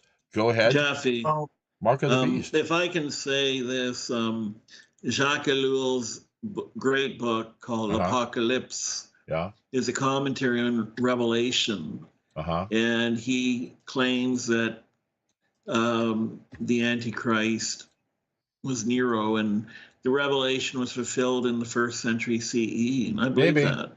But at the same time, I think there's more of an Antichrist spirit. Just as there's some people talk about a Christ consciousness, of which I talk about Catholic Church being the Antichrist. Okay. Yeah. There you go. Isn't it interesting? You got so many people, Catholics. That's crazy. Catholics, they rail endlessly against the Jews. Well, it's like they don't want you to say anything critical regarding the Vatican whatsoever. And you look at the role and they play, the Vatican, the Catholic Church, down through history, how many people they've murdered. Do you know how much Babylonian apocalyptic metaphors are in the movie Omens? Straight out of Babylonian. Are you talking about the possessed kid? Yeah, the movie has so much Babylonian lore in it, it's pathetic. And if you look into the whole thing behind the Antichrist and the Catholic Church and what their beliefs are, it's just saturated with nothing but Babylonian stuff, man, that was incorporated into the religion. It's insane. Was that Gregory Peck? Didn't he star in the Omen? I don't know. Was it a trilogy? I believe so. Yeah, it was like three or four parts. Oh, speaking of, well, look, we talked about people passing away and whatnot. I don't want to forget Laura Lee Potvin, not dead. She's still with us. Thank God. But she's been really sick the past month, along with her partner and her son as well too. Is now gone. In fact, she had a son who struggled with health issues, and hopefully she'll be joining us here in maybe next week or the week after when she's got her voice back. She's someone that we'd like to get onto the Morning Star Report with Robert as well. She has her own show, the Angel Rock podcast. Some of you may have heard of it, may have seen her links that she shares from time to time via Pirate Radio podcast group on Facebook and elsewhere. But she's out of Ontario too, so these Canadians, I don't know what is with all these Canadians and almost as many American friends as well that do connect with us here and join the show in one sense of the word or the next. But no, she lost her son, and it's really tragic. Geez, the young man, maybe he was special needs to a degree, and I'm not really qualified to say much more than that. Once again, let her fill in the blanks when she joins us. But he passed away just shortly after my mother did, actually. So we kind of maybe slightly bonded over that last night, perhaps. She was, sending voice messages, and I texting away to her as what we conventionally do here from time to time. But it's hard, to put yourself in another person's shoes until you've actually experienced it yourself, like Yvonne, I guess, and others. I'm not sure who else on board with us here has gone through this. It's either us who goes first or our family members. Frankly, it's if you get one thing to consider is around the 49th or 50th day. In Buddhism, it's a special day after death. Is that right? It's the 49th day. I don't know. Are you talking to Michelle right now? No, I'm talking to you. I don't know. I couldn't tell your you. Mother, around the 49th, 50th day after a death, there's a special ceremony Oh yeah. where the spirit is released to be reincarnated from Yeah. Buddhist It, tradition, I think. Nah, I was told by a friend who's kind of in the know with the Tibetan tradition, longtime practitioner. It's something like 7 years, believe it or not, for people.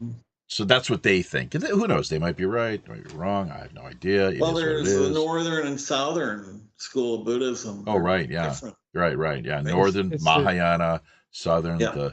they don't like being known as the Hinayana because that means narrow vehicle. So, but Yeah. Theravada, Thera, like therapy, like there might even Yeah. be a connection there, people, if you look closely what's going on. There were a group of ancient kind of Essene type healers called the Therapeutae. You can look them up if you're curious. Zane probably knows about them. They were active in the Near East, Asia Minor, as I believe it's known. Through Alexandria, that was a major intersection, crossroads, place where Christ himself almost certainly knew all too well, him and his family. And by the way, I don't think that Christ was just some poor lowly carpenter either. Rather that who was Joseph of Arimathea? Is really is just why was he claiming the body? Joseph of Arimathea was a real mover and shaker. In fact, he was a member supposedly of the Sanhedrin, the very same Sanhedrin who I guess they voted to have Christ done away with, crucified, because as with what were the charges against Socrates? He committed blasphemy. Very bad boy. How dare you? And here's the thing. They say, did they not say, oh, well, you made yourself one with God? Well, you know what? I think what he was really trying to say, truth be told, either they misunderstood or they misrepresented and gaslit the guy. He was talking about Eastern philosophy and this business of non-duality. I and the Father are one. The bottom line there, folks, is that, yeah, if you look at it that way, he was. But guess what? So is everybody else. So is everything else, frankly. That there is the perception of distinction both within ourselves and from the standpoint of everything that we view to exist outside of us is it's an illusion. Actually, look into it if you're once again so inclined. So there's a few other just quick talking points I was going to touch on as we try to transition on out here for the commercial break.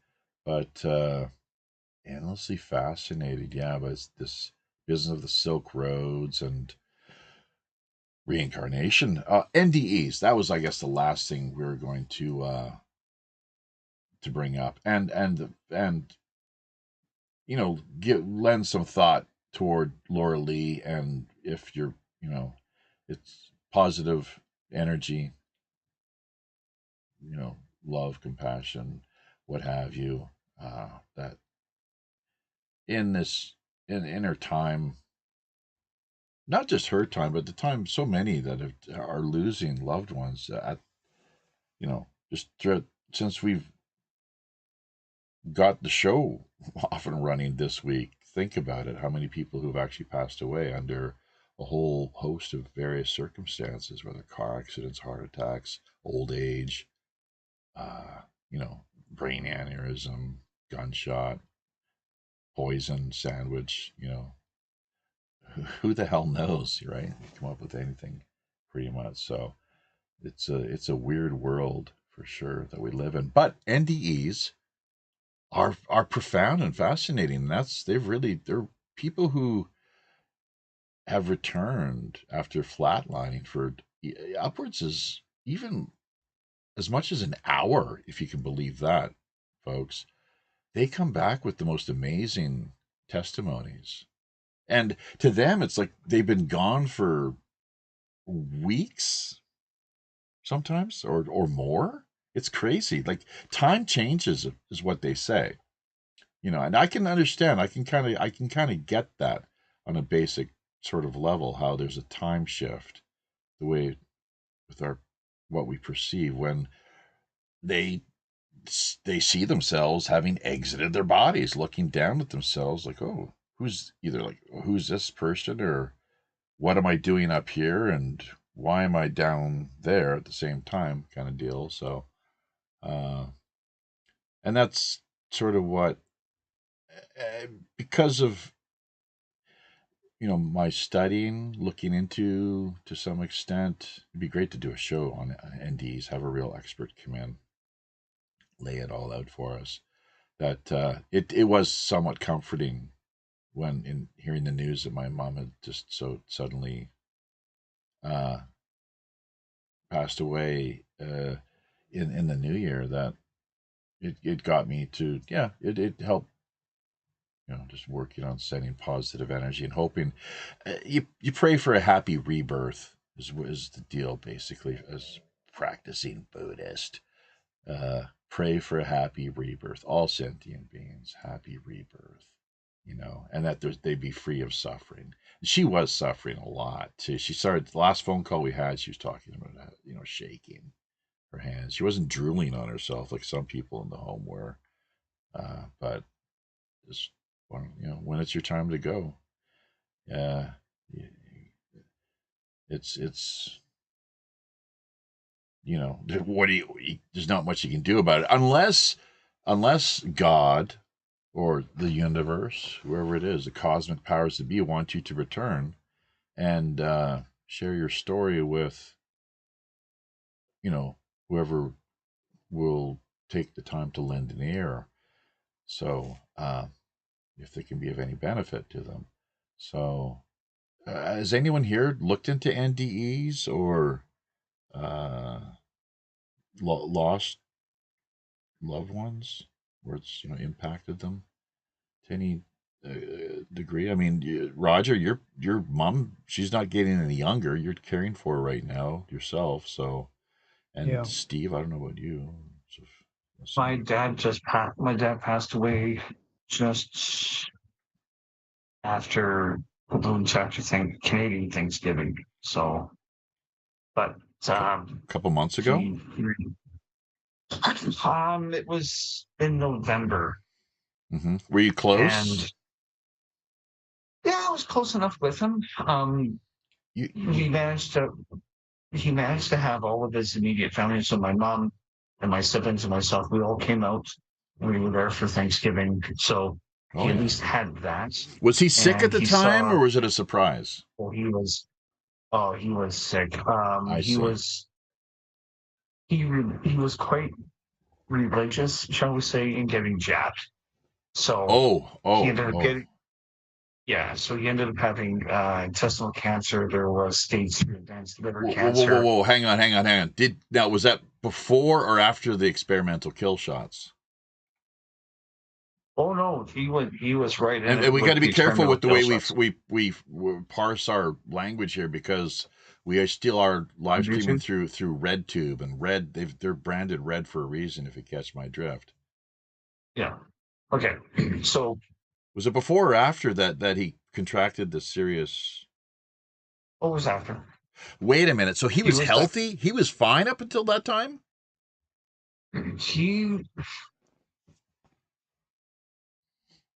It was in June that he had to go to the hospital because there was something going on with his body.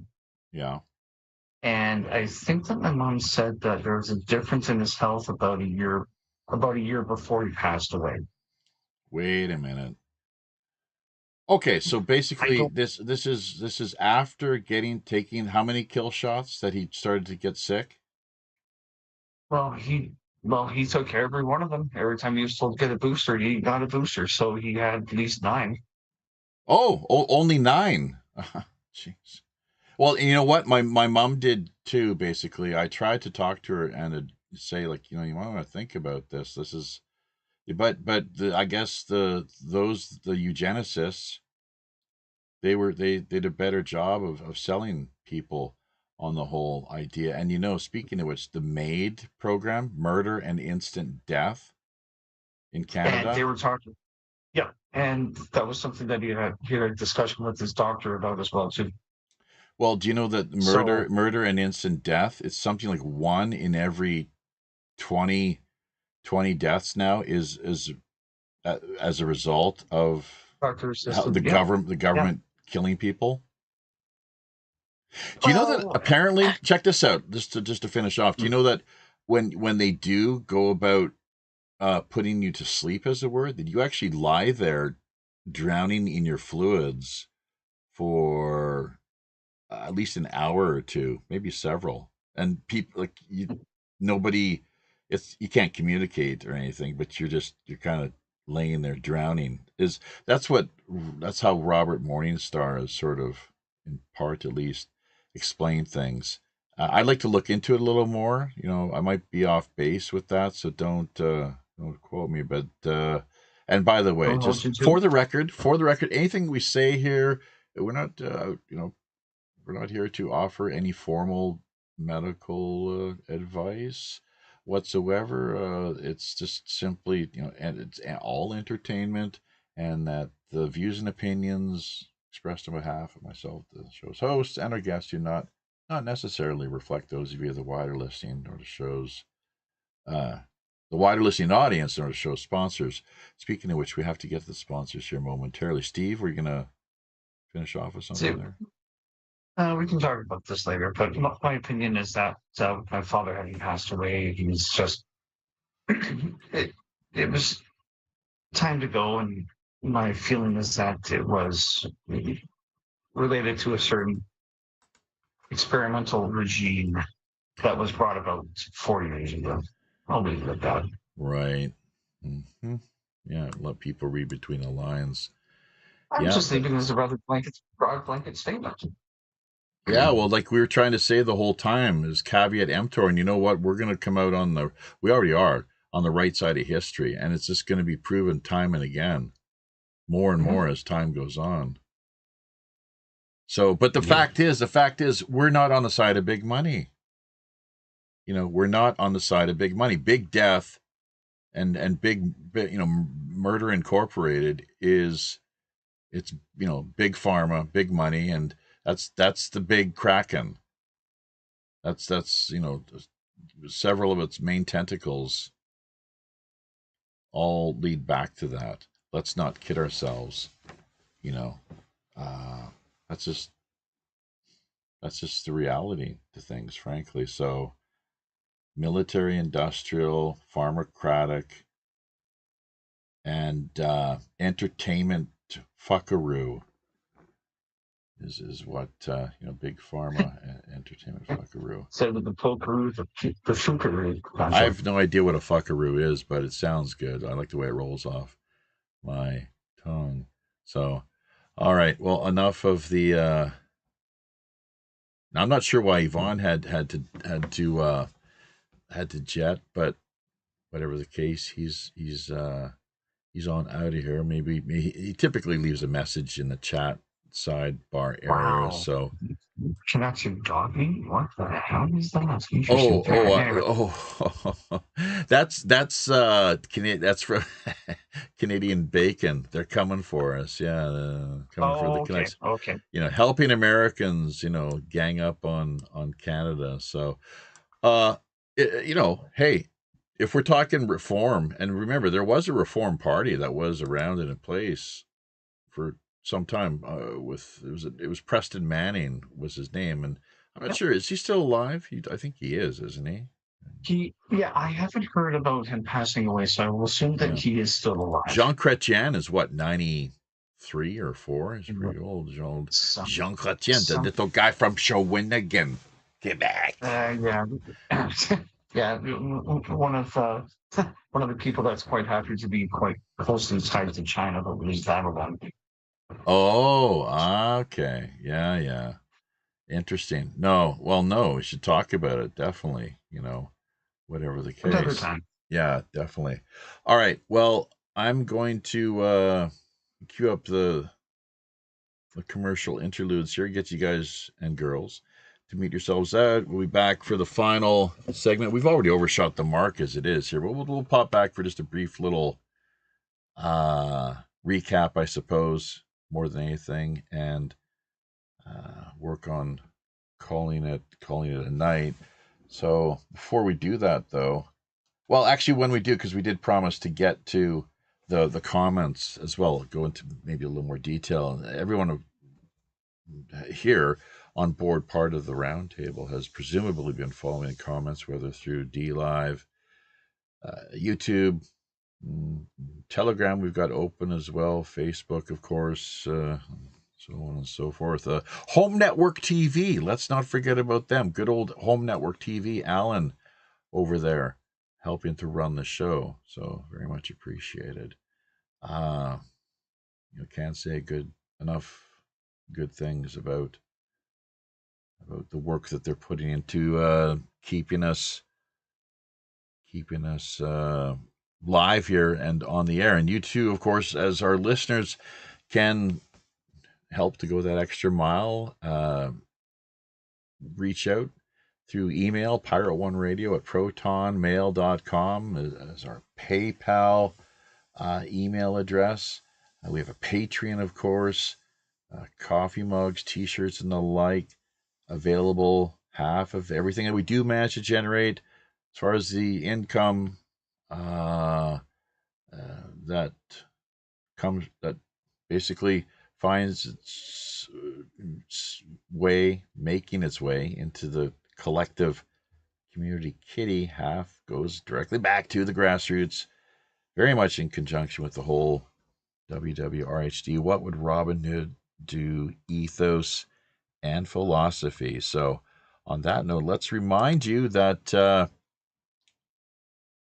Red Dragon Herbs and Teas, with any order of $25 or more, you will immediately receive a 10% discount. All you simply have to do is let Ryan know one of two things, either Pirate Radio or Pirate Code, and he will from there immediately know that Jaffe and the crew have helped to direct you their way. They've got a great selection of healthy, very delicious, and nutritious items in stock and on board. So be sure to take a few moments to check out that inventory. CannaSense Cannabis Collective, another great operation that we've been working with here the past number of years in a similar state of affairs. Mostly, though, what you've got to do is take note of our referral number, which is simply 5813, 5813. And from there, everything should be pretty much straightforward. We'll be back here in just a flash. Folks, don't touch that radio dial or computer mouse. Medical cannabis is now legal by telemedicine. Get the medicine you need by getting reviewed for a medical cannabis card. Contactless appointments available at CannaSense.com. For as low as $39, you can get reviewed for a medical cannabis card. That's CannaSense.com for a licensed medical cannabis doctor review. CannaSense.com has all the information you need to get connected with a doctor for a $39 medical cannabis appointment. CannaSense.com. CannaSense is common sense.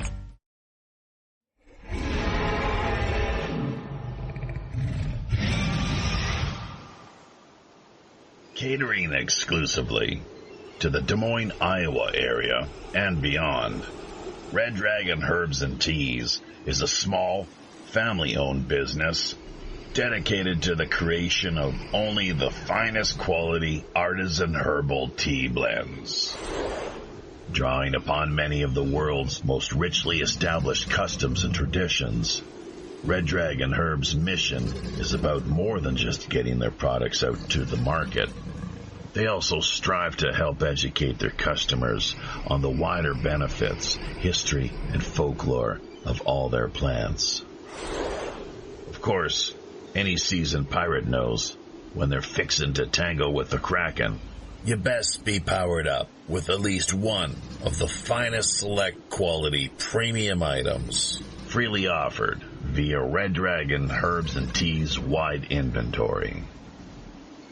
Choosing from any of their caffeine-free headache relief or rest and relaxation blends, history has proven their products among the best sources of scurvy prevention and vitamin supplementation.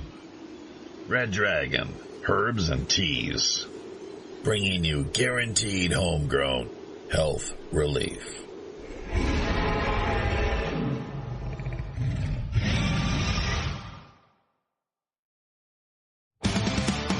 Ahoy, Captain Sinclair. Yes, ahoy, Captain Sinclair. Red Dragon Herbs and Teas, bringing you guaranteed homegrown health relief. We forget to take care of that little technical snafu it's actually been something that has only been taking place over the past couple of weeks, so it's got to do with the VLC media player, actually. But yeah, whenever there's a story in the news, be sure to look for the bigger one that is not being reported on. That's a great point. Taking note of what we see on the slideshow there. So, all right, folks. Just in summary, then, I guess wrapping up, winding things down. Which of the stories, and Gaza? Let's not forget this. What's been breaking here over the last few hours, I guess. There's $500 billion worth. It's estimated $500 billion worth of oil and gas deposits that reside just off the coast of Gaza. So, wonder if Trump's aware of any of that. You think could that possibly be the case? So, just on the surface of things, as I said, as is often said, the devil is in the details. That's what most people seem to forget. Anytime there's a major announcement policy-wise, that the Patriot Act. Ooh, well, that sounds good, doesn't it? Yeah, the Patriot Act, and so on and so forth. Many other examples that you can use where, you look into things and say, what the hell is going on here?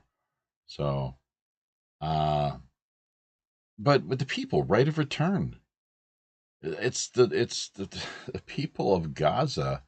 They've been systematically genocided, liquidated, and driven out of that region. Well, these Eastern European non-Semitic, much more non-Semitic interlopers than. There's a picture of your son, Sonia. So, yeah, hope you don't mind me adding that. You and both your sons, actually, which I think you shared here on Skype. So, but the Gaza business, it's something that if the people had the right of return, that as has been promised to them for so long, then I don't see why it would be such a problem where a deal was made that the U.S. was to have greater jurisdiction, in a formal sense, over the area. Who knows? It's we'll see where this one goes, So it could, well, yeah, things could get pretty wild and woolly with before it's difficult to say. Let's just hope everything works out for the best. But the people like the King of Jordan, for example, and others throughout the region, including, you have to wonder, Iran, Russia, China, how do they feel all this, the expansionist ambitions? but even just more so, how the people of Gaza will be treated. You know, driven off of their own land. It just seems it's just incredible. Like, if you want a reason to fight, look, you know, I mean, really? Like, is Trump going to risk having U.S. soldiers, you know, put into that region, so that they can die for? I guess it's another proxy war for Israel. Really, is what it would probably boil down to. And let's not forget Sheldon Adelson's widow. What's her first name? Like Miriam Adelson. Something to the tune of, I don't know. It was like, was it $100 million? Somebody can look this up if they want. And he was a real estate mogul himself, wasn't he, or some, you know, sort of financial kingpin. She gifted Trump a ridiculous amount of money, and, you know, in support of his campaign. And I think most of us can understand, without, you know, being too directly involved in the whole, you know, the whole business, the whole chain of events. It's a quid pro quo type affair, really, and sort of approach that we're looking at there. You don't have that sort of money gifted to you without any strings attached, clearly. So, Sonia, who is that? Is that your ex that we're looking at there on camera? You got to unmute yourself, my dear. So, go ahead. Yeah, go ahead. That is my ex-roommate, actually. Oh boy. The one who passed away recently. I never heard about that. 21. Oh yeah, I'm sure I told you. Nope. I mean, come on. Nope. No. Wow. Yeah. Yeah. You might have told Roger what happened. Yeah, I probably have. But yeah. Yeah. So yeah, he's the, what's it called? What do you call those people who are non-functional, like non-binary? Psychotic. No, not psychotic, but they're narcissists is what you call them. borderline personalities? Narcissist, just Okay. retarded. All right. The people who lie to themselves mostly. You know, Not things like that. okay. How would he? What happened? Is a drug overdose? Oh, geez, we just said. Oh no, no, he just died. He's old. He was really old, so he just that old. Yeah. Well, you know, he wasn't that old. No, he wasn't. Well, from the whole experience that I had with that whole thing, I think that I'm convinced that dying is something you kind of do. You kind of agree to it, and you kind of do it. It's not like someone's making you, really. You kind of just like, oh, you're like so beat down kind of thing, to where you're like, okay, I'm just gonna do this, and you just kind of do it. Mm-hmm. Yeah. So he just got all tired and worn down. He wasn't feeling good, and of course, there's your body kind of, can give out too. I mean, don't get me wrong. But how old was he? He was like what, 50, 60? He was like 65. Yeah. Okay. Why is his eye? Was he punched in the eye on this day? He's trying to wink there. He was a roommate with benefits, is what you're telling us. Yeah, we ended up being yeah. Well, I because he was so uptight about everything that I was like, what is going on? So I made him this whole outfit that was like it was like a pimp outfit. Yeah. That's why he's got the leopard hat on. And they made him like a leopard robe, because he's like, pimp daddy. I was just trying to get him to relax about things, and not be so uptight about everything. Oh. And so I gave him that for, I think it was it was his retirement. He was so excited about getting retirement, and when that happened, I gave him his pimp daddy outfit, and it was just really cool. Yeah. Hey, we got we got Just Rev here in the house over on D Live. I just noticed, so I'll have to pop over there and see what's Yeah. shaking over. Yeah. Are you he now? Do you see any action taking place there, comment wise, or Not so anything? much, just him. Really, it was pretty much Okay, just him. all Mhm. right. I was just and now, Yeah. has he been there for a while, or he just suddenly I popped think up it in was a little Canada? while ago. Yeah. Yeah. Okay, He had some just saw good that things now. to say, though. Okay. When the levee breaks, we'll have no place to stay, is what Yeah. he says And, there. I really can relate to that because it's all about the levee, bro. Because when shit happens, man, this levee's only going to last for so long. Something's got to break here, Hmm. Yeah, So I well, can relate to that. financially is what I'm thinking. Obviously, we've been hearing about for so long now, and I don't think Trump's going to see the solution that he seems to be wanting to offer is well, let's just switch everything over to Bitcoin, like just kind of maybe even a social credit system is what Well, it's kind of probably what it's leading up to. Well, Musk, yeah, because see, Musk is the heir to the social credit, the the origins of that whole sort of philosophy, which places like China have taken on in earnest to the point where, yeah, you're being punished. Any perceived politically incorrect behavior or words, and it'll get to the point where it's like thoughts as well too, because we Mhm. work as receptors and transmitters, Mhm. it seems. So Mhm. if We do. anyone's stepping outside the parameters of what's considered by the what the powers that be regard as politically correct, Well, there's you're already the whole thing about when you think of something, then you get a commercial on your phone like shortly thereafter. you're joking. That No, not at all. I mean, I'm sure Just that's happened to thinking you. of it.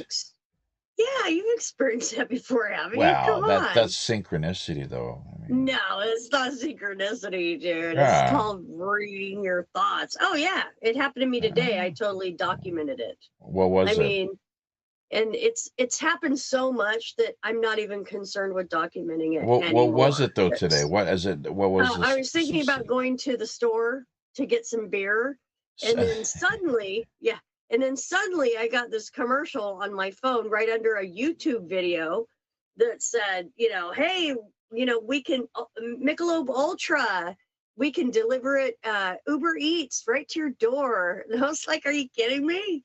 And I've never gotten a commercial for Uber Eats or alcohol before on my phone. Not since all this has been going on, at least. Yeah, it's Oh, wow. super like, wow. It's crazy. So it says That's never here, happened to you, really? not well. I don't have a spy phone. All phones are spy phones. Are you Well, kidding me? I don't have a super spy phone.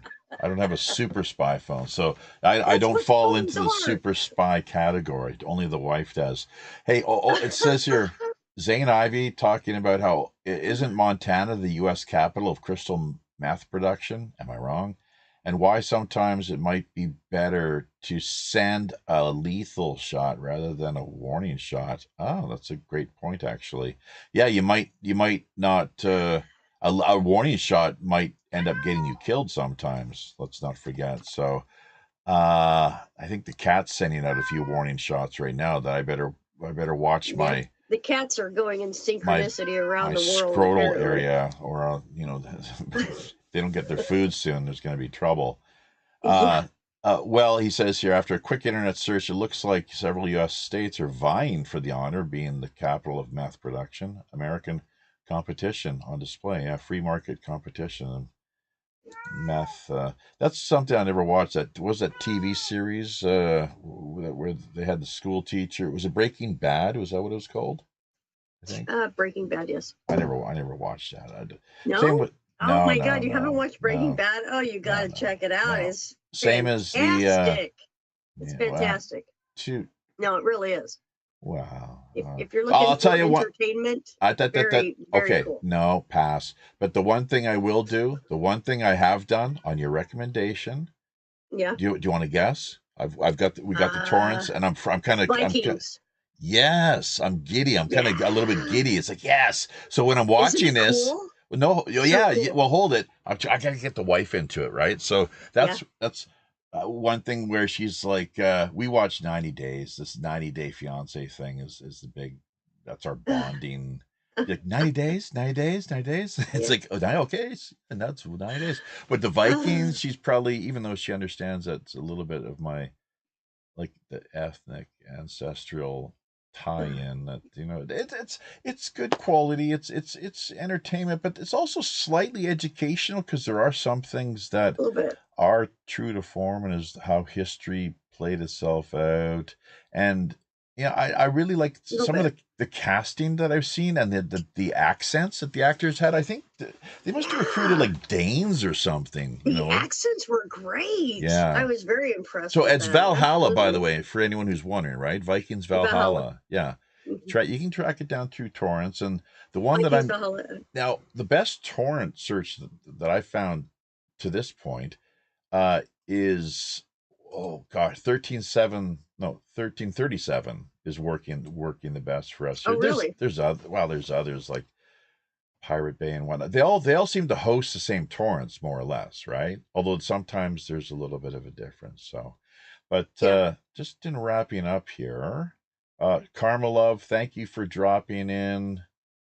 It's always a pleasure to have you. It's too bad she didn't connect with us here through Skype, and Joshua Allen Huckle, make Canada America again. That's hilarious. But see, it doesn't have, the acronym sucks. It's like MAGA, fine, and MAHA. Now MAHA is the one that really gets me, because do you know what MAHA really is? What it means? Make America healthy again? Yeah, but it means, in Sanskrit, it means great. Oh, no, I didn't know that. You want to know the best mantra for Canada? Go ahead. Make Canada wait again. Yeah. Raphael. Hey, Raphael Ward and hi, Raphael. Hey, Martin Taylor. Looks like up with his morning coffee there via the UK. So you're just catching us at the tail end here, folks. Unfortunately. Make America Great Britain again. Oh, geez. Good luck with that one. They had Piers the Morgan live coverage. I'm sorry. Piers Morgan, it way outweighs Piers Morgan anything. The live coverage of RFK's committee confirmation vote is available right now online. Did he get it or not? Well, I haven't watched it yet. I was going to watch it after we're done here. He should have the votes to get it. I'm sure. I'll put it in the. But it's from thehighwire.com. So. Well, but you see, he's going to be shaking up the establishment is the problem, right? So they say. It's going to be further shakeups. Yeah, look, for office. Trump has already purged the FBI and other departments, like the senior executive service. Look that one up, folks. Though you talk about like a ruling these bureaucratic elites, unelected, unaccountable. Holy geez. Like they're actually dictating, I guess they're like dictating to the senators and congressmen how life is going to go, in Washington. Now, Piers Morgan, is he running for office or something? Well, he should be running, but I'm not sure if office would be the place or not. But definitely, he should run him out of the country. Yeah, for sure. Dude, something else. He's a red coat infiltrator. Nothing personal. Well, that's Martin, Canada. But keep Britain great. Damn Tories. Well, yeah. No, that's right. Yeah, keep Britain. If you're gonna be like stateside, like when in Rome, kind of deal, right? So, I mean, look, I've got to conform to everything pretty much that's Korean here as it is, given the circumstances that I find myself up against the environment where we happen to be, and it just makes sense. So, and I'm down with it's reasonable to some extent. I'm down with, like, I can basically get along in Korean society more or less, although they are very, if someone has a problem with you, they don't like to tell you. They rather just kind of sneak around and stab you in the back or throw you under the bus, because they don't want to lose face. What's that, Steve? I said, Sneaky well, in the sense that that is what it is. Sneaky little Asian bastards. Yeah, sneaky little yellow bastards. How about that? That works better, huh? Well, both of us can say that if we want. Why is that? Well, because we have spouses that are Far East Asian. Yeah, I call my wife Butterscotch. She's kind of butterscotch.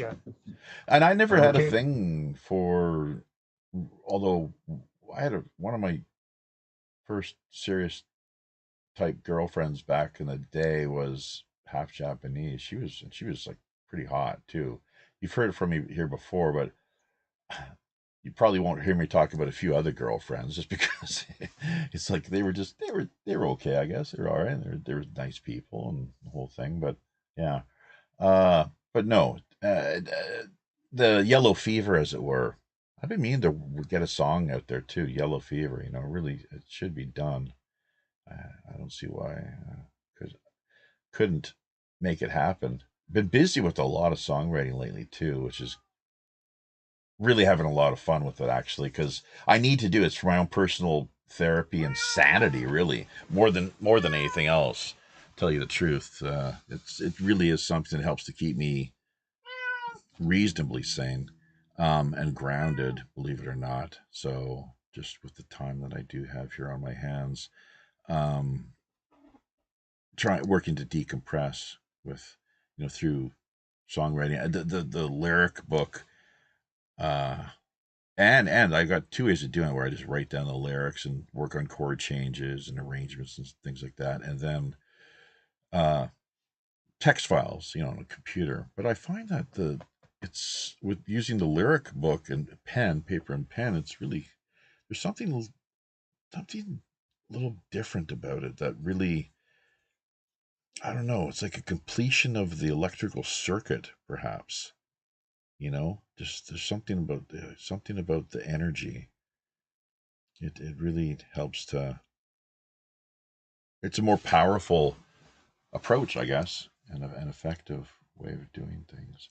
So I guess ultimately, after the song is finished, then you might want to type away and have it recorded, onto your computer.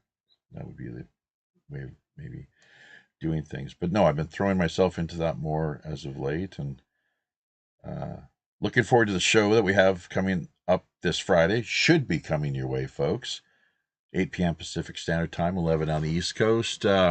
Sonia, is that you and Jeff? Like, bring out, get talking there. It's a nice picture of the two of you.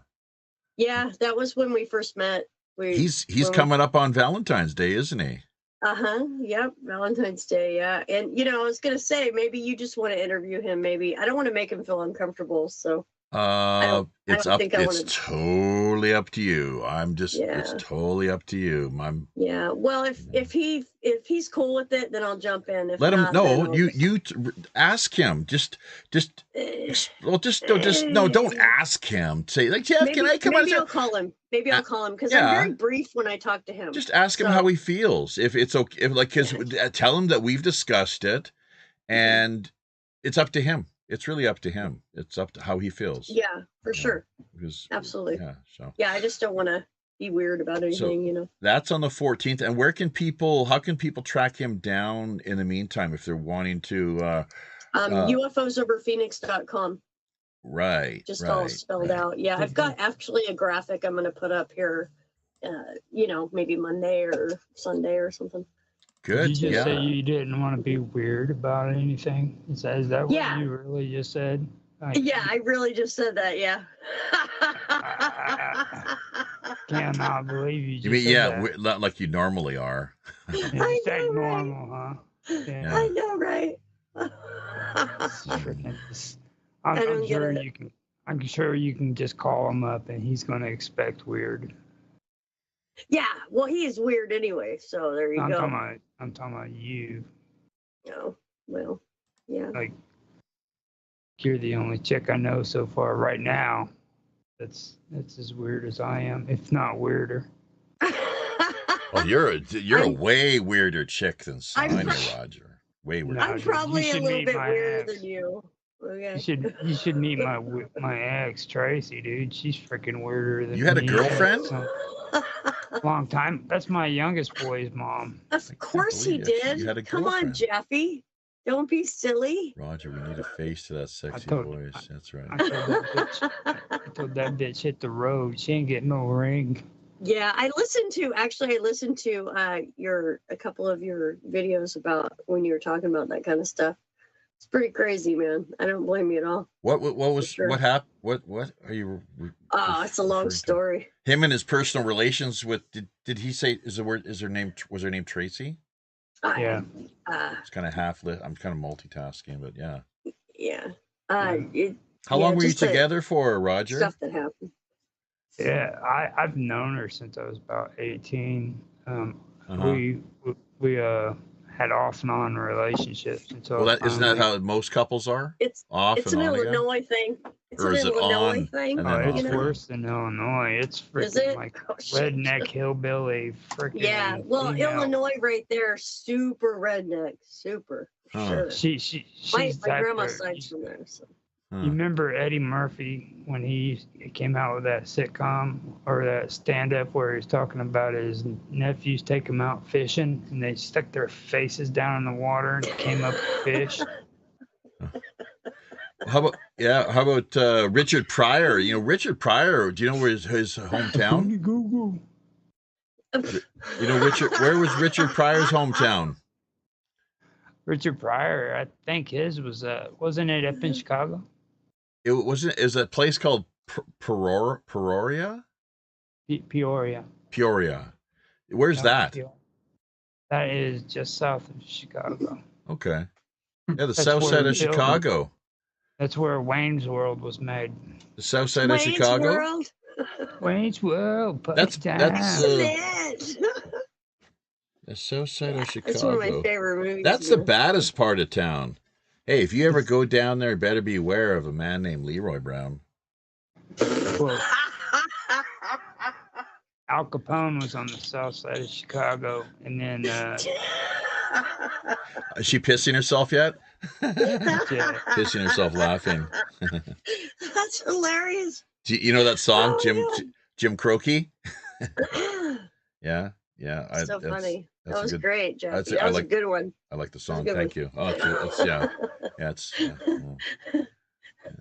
Okay, so we'll be back once again. When are we going to be returning here to try this whole deal? Although it is a different format, I must remind people. So, regular listeners will be aware of that, of course.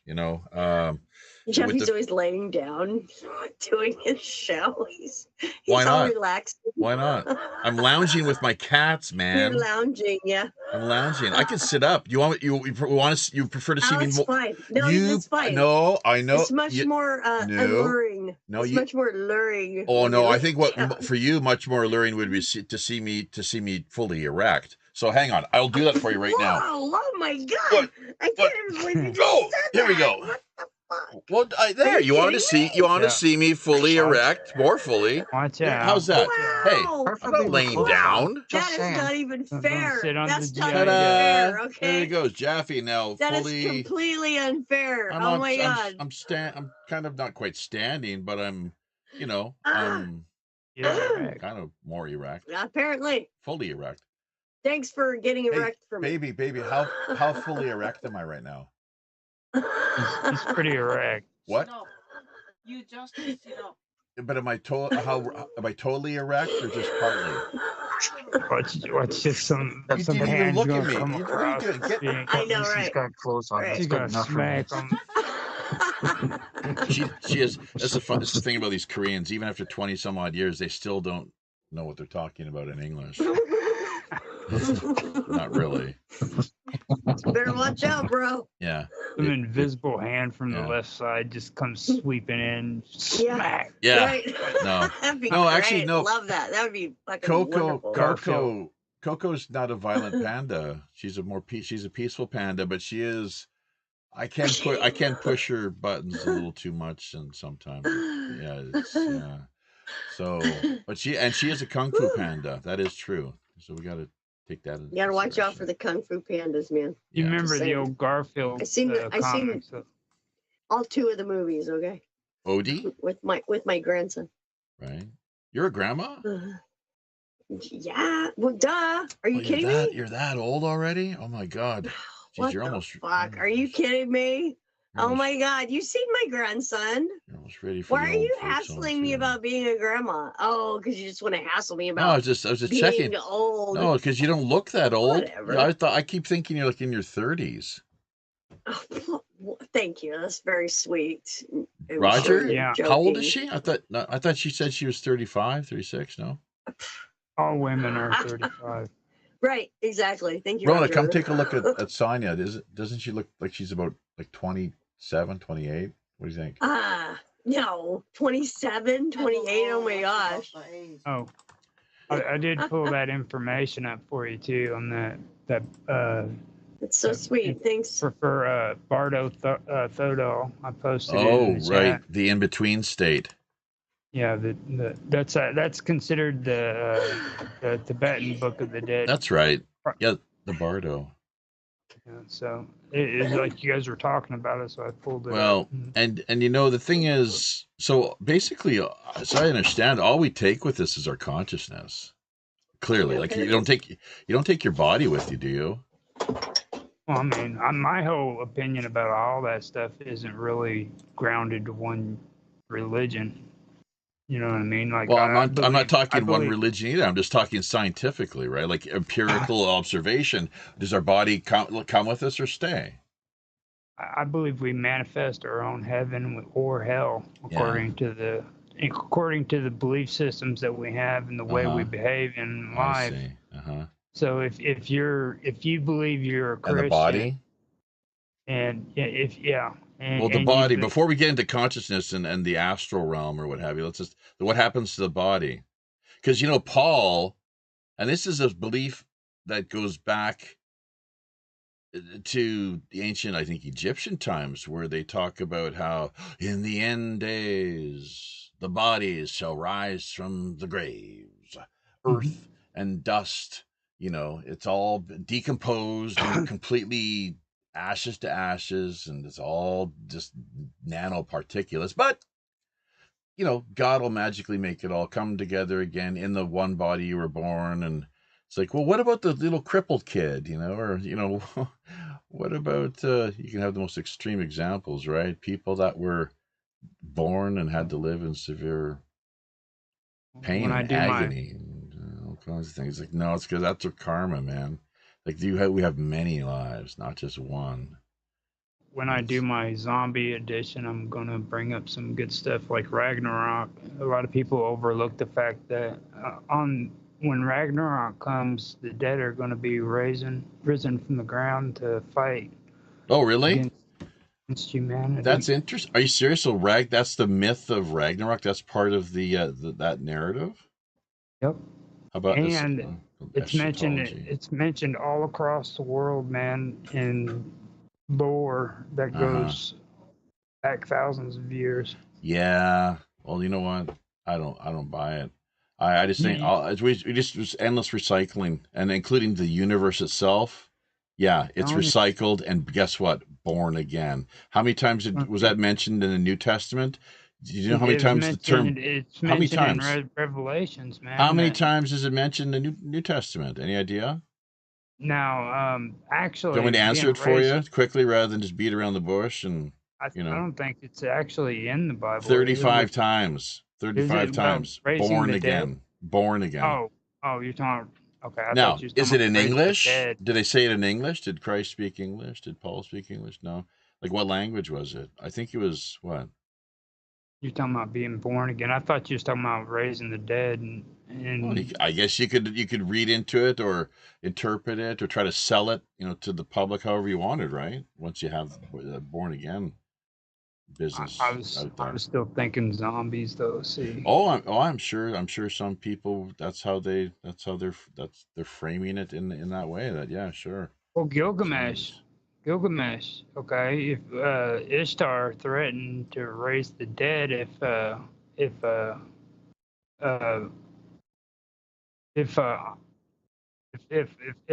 Anu didn't allow her to use the bull to fight against Gilgamesh, she threatened to raise the dead and have them devour humanity. So that's how Enkidu ended up dying in the Epic of Gilgamesh.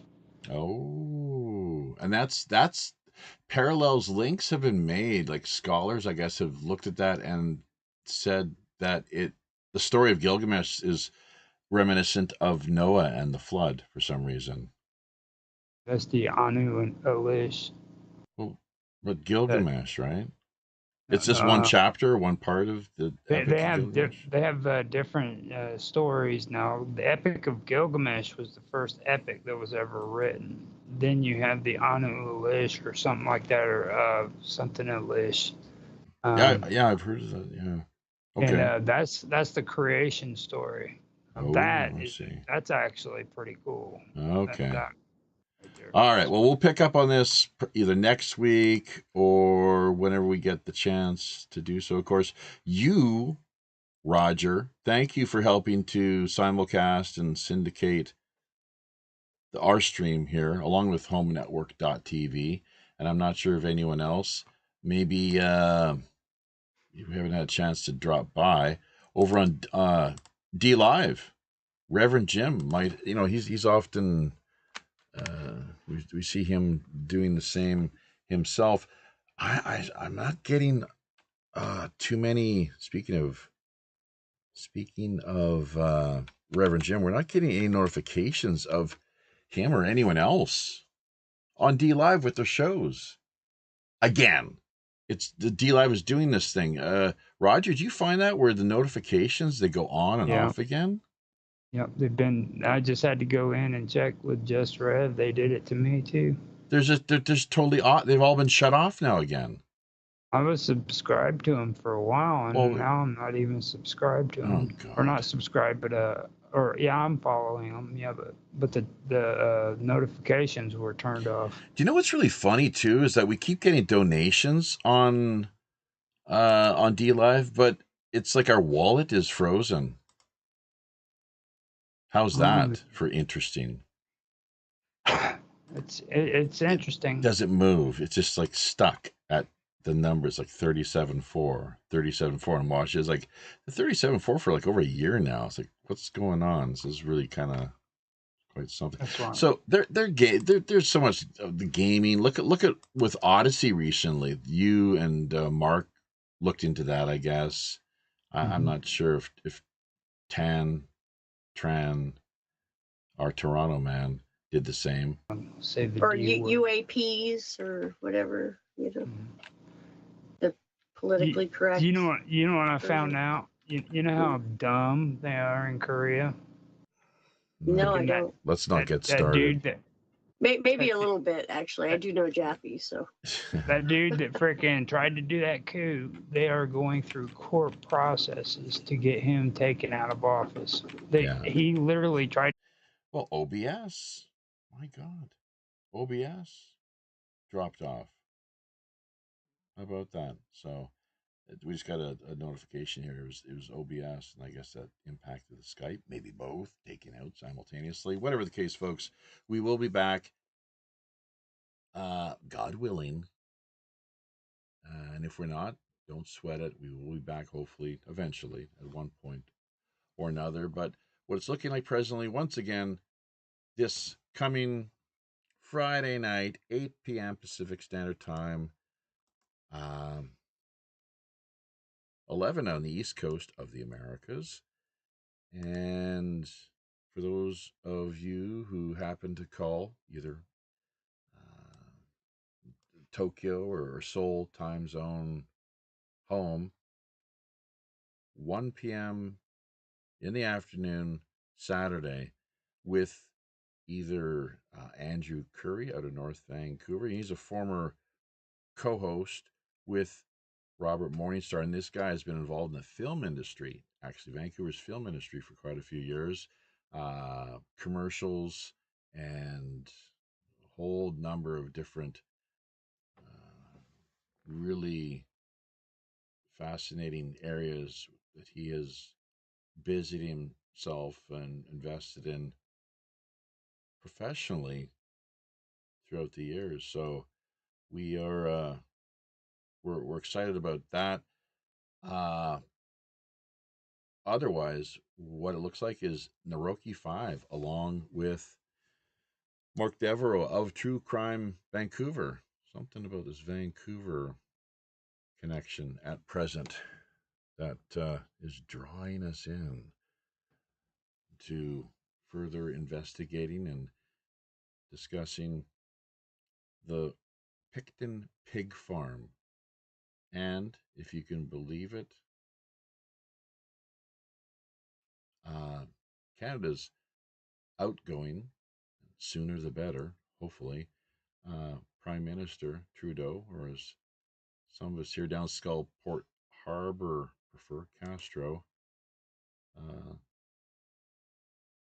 his connection to the Picton Pig Farm, and where so many horrific things took place over the years until finally law enforcement really, it seemed, had no other choice but to act. So God only knows how much was covered up and to the done away with, to the point where who knows if we'll ever actually know the real truth regarding that whole story. Not the sort of area for issues as dark as they are that I personally get a big kick out of investigating, researching, and conversing over. But at the same time, we are responsible and required in situations where we find controversy arising as engaged citizens. It's our moral duty and responsibility to tackle these issues head on rather than to avoid them. Or at least that's what Solon, one of the original founders of, said to have been one of the wise men of ancient Athens, how he put things. Picked that up from an old John F. Kennedy speech, interestingly. But Pirate One Radio at protonmail.com is, as always, our email address. Always love and appreciate any PayPal support that people can offer. We are doing our best here, struggling to keep things afloat. Without your help, we just simply cannot continue much longer. That's the truth of the matter here. Make no bones about it.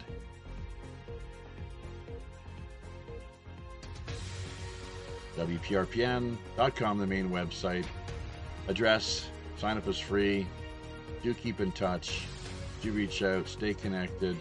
And on behalf of Captain Long John Sinclair and all the crew down here in Skullport Harbor, remember, as always, ear to the ground, eyes to the sky. Tally ho!